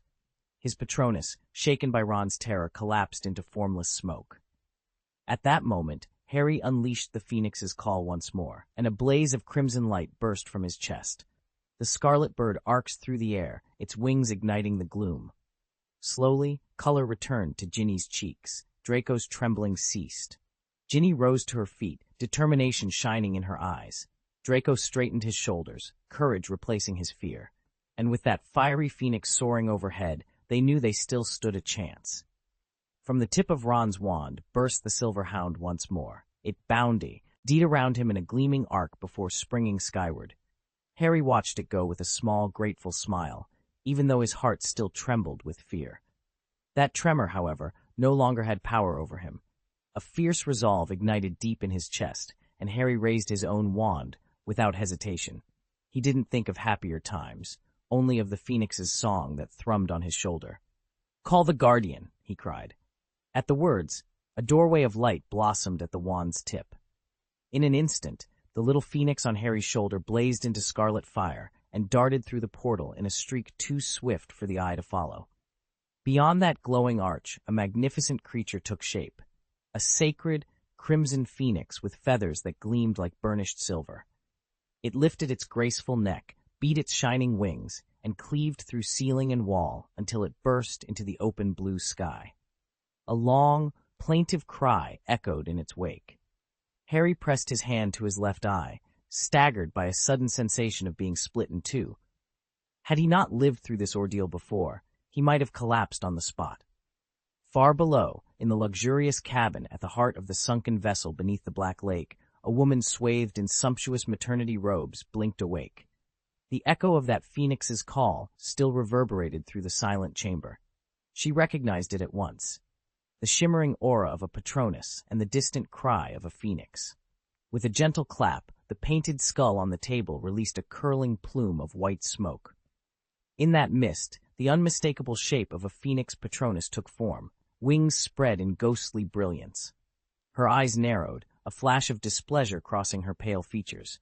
As if reacting to her unrest, the tall, full-length mirror against the far wall began to quiver. The smooth glass rippled like water, and then a lean figure stepped through its wavering surface. He moved as though borne on the wind, one moment emerging from the mirror's depths, the next standing silently beside her bed. He reached out, catching her wrist in a steady grip, worry pooling in his gray eyes. She said nothing, her attention fixed on the smoky apparition hovering before them. He followed her silent gaze. The swirling white mist didn't just display an image, it traced every nuance of magical power and revealed the caster's identity without question. Recognition dawned on him. He drew in a sharp breath. "That's Harry's Patronus," he whispered. He knew what that meant. Harry's mastery of white magic was rare enough, but to summon a phoenix, a symbol of rebirth and unwavering loyalty, spoke of a bond and strength unlike any other. "Humph," she snorted, shutting her eyes with an unmistakable air of annoyance. "That still doesn't change what's in your heart." He sat up a little straighter, eager to set things right. "Maybe I used to believe Harry was the most important person in my life," he admitted. "But now, you and our child matter more to me than anyone. Even if Harry ever fell for a man, it wouldn't be me, only Ron." She cracked one eye open, curious. He seized the moment. "You must understand, Harry bears the power of the love charm Lily sacrificed herself to cast. In his first year, when Voldemort struck, that magic merged with Harry's holly wand, its core of phoenix feather, and formed an extraordinary spell, straddling life and death. That's almost certainly why his Patronus takes the shape of a phoenix." Fully opening her eyes, she studied him for a heartbeat. Then a small, approving smile curved her lips. "All right, Albus," she said softly. "You've convinced me this time." With his help, she eased herself up against a mountain of pillows. "Now," she asked, voice gentle, "have you thought of a name for our baby?" "If you stall any longer, I'll make him take the name Grindelwald," she warned, her tone half teasing, half stern. Dumbledore merely smiled, his voice calm and low. "I've decided already. If it's a boy, I'll name him Percival Dumbledore. If it's a girl, she'll be Kendra Dumbledore." Her eyes narrowed. "Why, I could easily use a simple charm to find out the baby's gender," she said, a note of exasperation in her voice. "And yet you don't even try. Those are your parents' names you're playing with." Despite her sharp words, her lips curved into a warm smile. After all, naming a child after one's own parents was a gesture of the deepest affection. She studied him for a moment, then let out a soft laugh. "Well, I suppose that passes inspection," she admitted, her tone softening. "Percival or Kendra, it's a fine choice after all." Chapter 775, The Difference of Phoenix. The fury of an entire generation of Dark Lords, and the chaos that threatened to follow, was suddenly quelled by the arrival of the White Lord Albus Dumbledore and Harry's allies. In that moment of respite, the great phoenix that had absorbed Harry's Patronus dove from the sky, smashing invisibly through wall and ceiling before plunging once more into Harry's chest. Where Harry's blood had flowed silvery white, it now swelled red again. Boom, boom, boom. His heartbeat thundered in the silent chamber, shaking every pane of glass and wooden beam. With a sharp crack, the spectral sword Neville had raised in his trembling hand shattered like fragile crystal. "Harry, what just happened to you?" Neville stammered, still reeling from shock. Moments before, Neville had been so intent on brandishing that sword, hoping to awaken fear in Harry and the rest, that he hadn't even noticed Ron, Ginny, and Draco pressed against the far wall, their faces ashen with terror. He certainly hadn't seen Harry's maternal Patronus take the form of a shining phoenix, weaving golden light into its wings. It wasn't until Harry's pounding heartbeat echoed through the room, every pulse a physical blow, that Neville finally looked up. And when he did, he froze. Harry stood bathed in silver radiance, every line of his body outlined in light. The wounds that had marred his cheek and arm were already knitting themselves closed, the glow pulsing with each breath. He looked less like a boy and more like a living saint, a guardian forged of flame and hope. Harry's stormy green eyes met Neville's, and in their depths flickered both warmth and warning. Around him, the air shimmered with power long thought lost.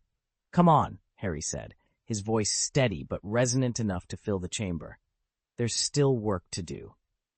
And with that, the group, now bolstered by a reborn power, prepared to press forward into the gathering darkness. "I just realized something. I've got a permanent Patronus." Harry stared in astonishment as a soft silver glow shimmered across his hands. "That's unbelievable." Ginny blinked, shook off her surprise, and gently prodded Harry's glowing skin. "Permanent?" Ron's grin stretched from ear to ear, brimming with pride. "So you don't even need to cast the Patronus charm against Dementors anymore, and in the game, you won't fear those dark creatures, even without drinking the light elixir." Draco stroked his chin, eyeing Harry's still, tenuous breathing. "You'd better take the potion anyway. Your pulses are racing. With Harry's stamina, it might be fine short-term, but why waste energy you could preserve?"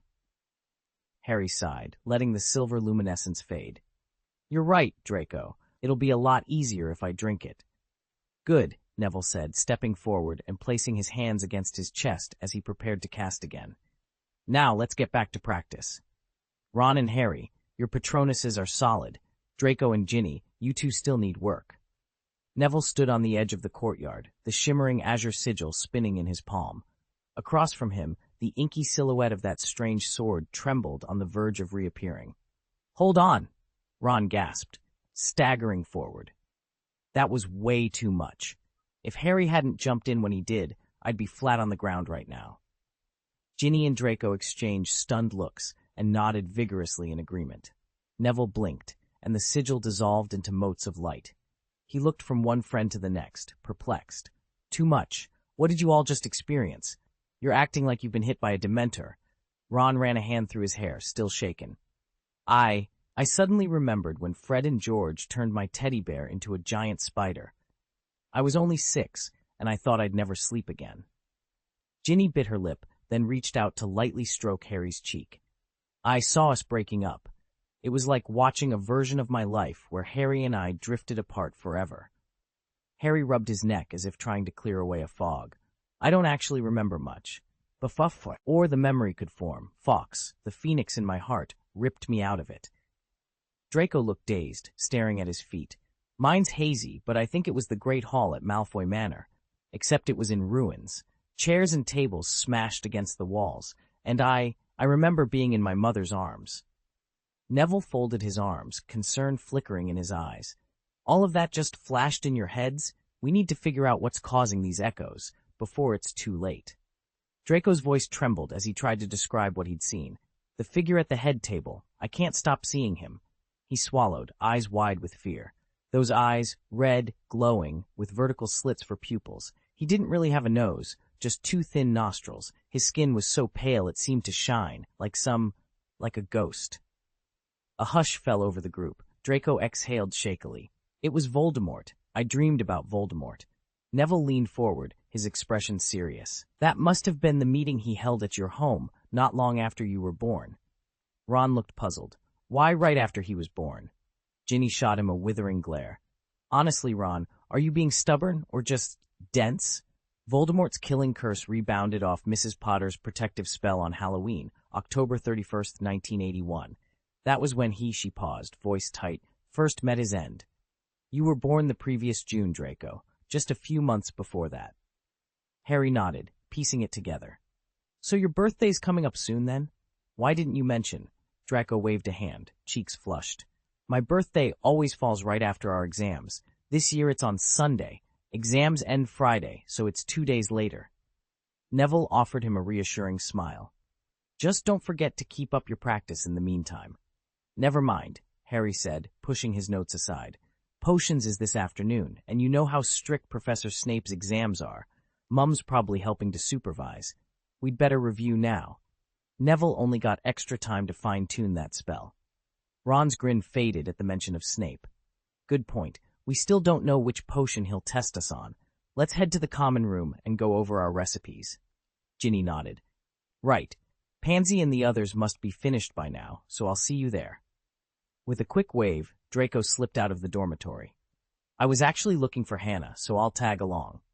Me too, Neville added, following him. Harry and Ginny exchanged a glance and then turned to Ron, who looked bewildered. What? He asked. Weren't you supposed to find Lavender? Harry prompted. Wait, you and Lavender? Ginny raised an eyebrow. Ron blushed. No. She's paired up with Parvati. Parvati's not exactly my biggest fan. Still, he folded his arms and stood up. But I guess I should go anyway. As they departed, Fawkes, Harry's phoenix, perched by the window. A handful of third-year students taking exams in the tower caught sight of the brilliant red bird, their heads swiveling toward the glow of its plumage. Even if no one spoke, Fawkes had already made his quiet entrance, just like any well-mannered Hogwarts resident. Ryan was, of course, one of the students taking the exam. Ryan, is that a Patronus? It's giving me Major Phoenix vibes, Luna murmured. In an instant, she burst into golden-red flames and reformed as a full-blown phoenix, swooping down to perch atop Ryan's head. Hermione wasn't about to be upstaged. With a determined gleam in her eye, she too transformed into a phoenix, her scarlet and gold plumage alighting on Harry's shoulder. One of the two fiery birds gently clasped Ryan's hair in its talons, while the other pecked at his ear as if in greeting. That hardly compares to your phoenix incarnation, Ryan said, sounding almost amused. Even a real phoenix would recognize yours as one of its own. Honestly, if you weren't under my protective spell right now, Fawkes would have swooped in the moment he sensed you. Harry's bird, on the other hand, is more of a phoenix in appearance than in essence, propped up by Patronus magic and the air of his love. Sure, he's tapped into some phoenix magic, but it's still weak. That's why Fawkes barely even notices Harry's incarnation. What Ryan didn't mention was far more significant. The phoenix form he'd crafted concealed the very secret of immortality. In theory, one could derive a practical method for eternal life from it.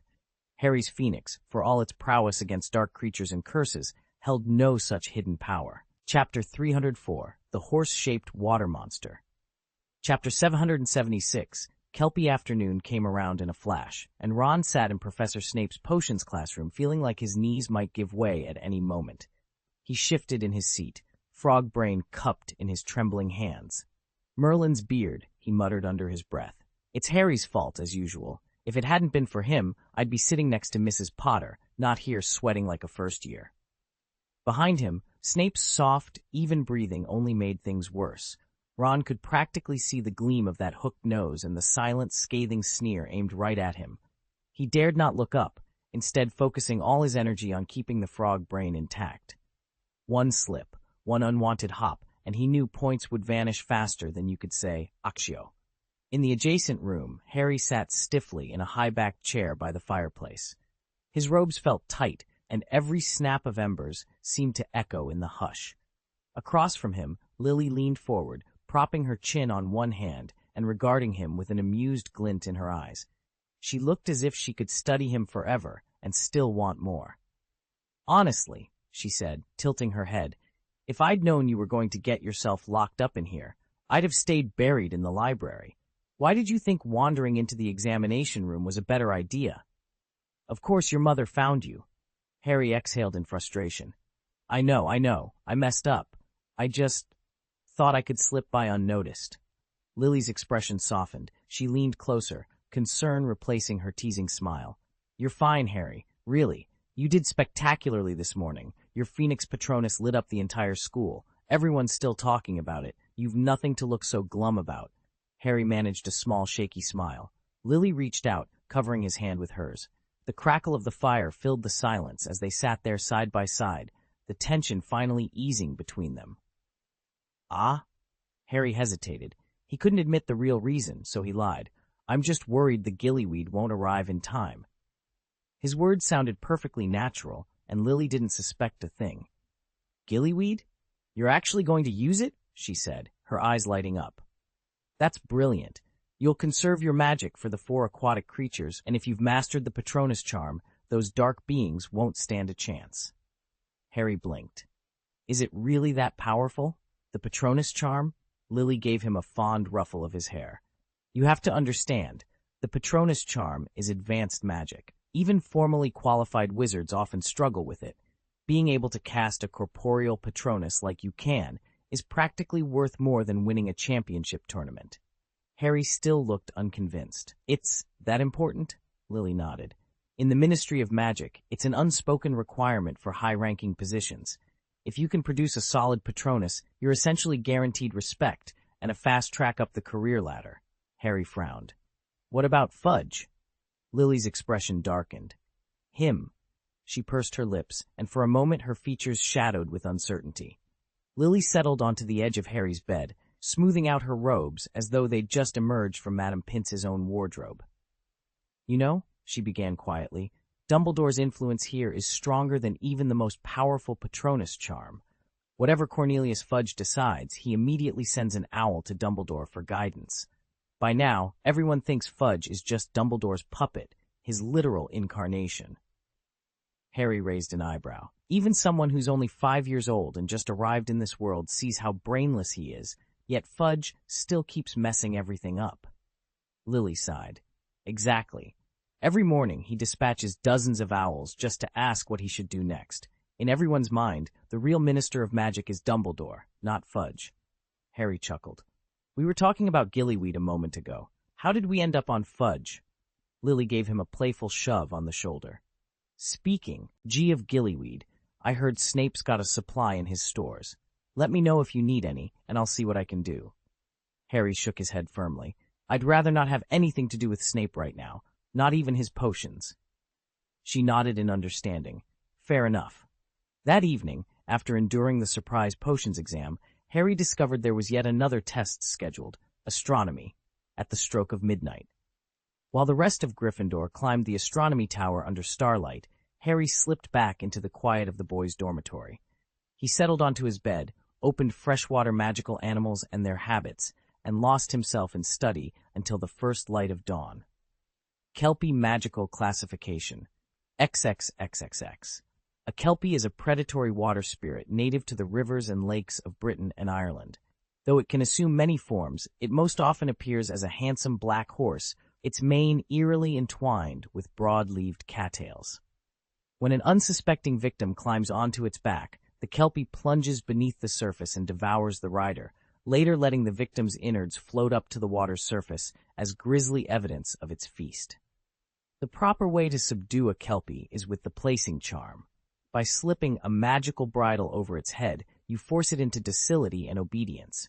But beware, never release a bridled Kelpie without the utmost caution. It is said to bear deep grudges and can unleash powerful curses on those who free it too hastily. Harry paused, frowning at the last line. A curse? Could a Kelpie really threaten him? He tapped the page and murmured, Well, I have a permanent Patronus. It shouldn't be a problem, but I'll still keep my guard up. He turned the page and read on. The largest Kelpie ever recorded was sighted in Loch Ness, Scotland. Yes, the very creature many Muggles know as the Loch Ness Monster. Its favored guise in deep water is that of a sea serpent. In one documented case, International Confederation of Wizards observers watched a team of Muggle investigators approach what they believed to be a harmless sea serpent. At the last moment, it shrank into a long, slithering snake before diving into the depths. Harry closed the book with a thoughtful nod. Loch Ness? Perhaps it was time to plan a little trip north. So, when I'm down at the bottom of the lake, I need to watch out for the submerged plants and sea snakes. They're probably under the Kelpie's control. Just then, the common room door creaked open. Blimey, I'm knackered after that exam, Ron groaned as he stepped in. Did I hear you mention a Kelpie, Harry? He collapsed onto his bed, looking both relieved and oddly triumphant. I knew you'd be somewhere in the dormitory, he added with a grin. Ginny said she spotted some skulking beneath the astronomy tower, though, so I wasn't sure. Harry merely raised an eyebrow and answered the question. There really is a Kelpie living in the Black Lake. Rumor has it Newt Scamander brought one along when he was expelled, and he smuggled in quite a few other creatures, too. Ron sat up, eyes widening. Have you figured out how to handle it? We haven't even covered Kelpies in care of magical creatures yet. Harry shook his head. The method described in Scamander's book seems off. It must have been written after encountering a tame Kelpie, but I'm betting ours is far more aggressive. If we don't figure out a better approach, these waterborne creatures will be the ones keeping us from earning the house points we need for the competition. They exchanged determined looks. Between exams and mysterious beasts, Hogwarts life seemed to be getting more interesting by the minute. All right, Harry muttered, here's my plan. I'll transfigure their favorite food to grab their attention, then slip in and snatch the badge. Ron raised an eyebrow. And? Harry leaned forward, lowering his voice. What I need to remember most is exactly what that favorite food looks like. It turns out most magical aquatic creatures go crazy for pufferfish. I've even seen them in Heir, stream by the burrow, and well, eaten them. You ate pufferfish? Ron sounded astonished. No way. I'd remember if I'd tried it. Harry shifted uncomfortably. Ginny actually gave them to me. Luna Lovegood's family is famous for their Gordigan fried rainbow fish. They've even written an entire cookbook of colored fish recipes. Ron's mouth fell open. Seriously, that sounds amazing. Why didn't Ginny share that with me? Harry smiled, nostrils already craving the taste. They were incredible. I've never forgotten that flavor. With that in mind, I'm sure I'll ace this challenge. Ron studied him for a moment. Then why were you just reading about Kelpies? Harry's grin turned sly. Because the Kelpie is the only aquatic magical creature that can shift its appearance like a boggart. I need to know what it looks like in its true form.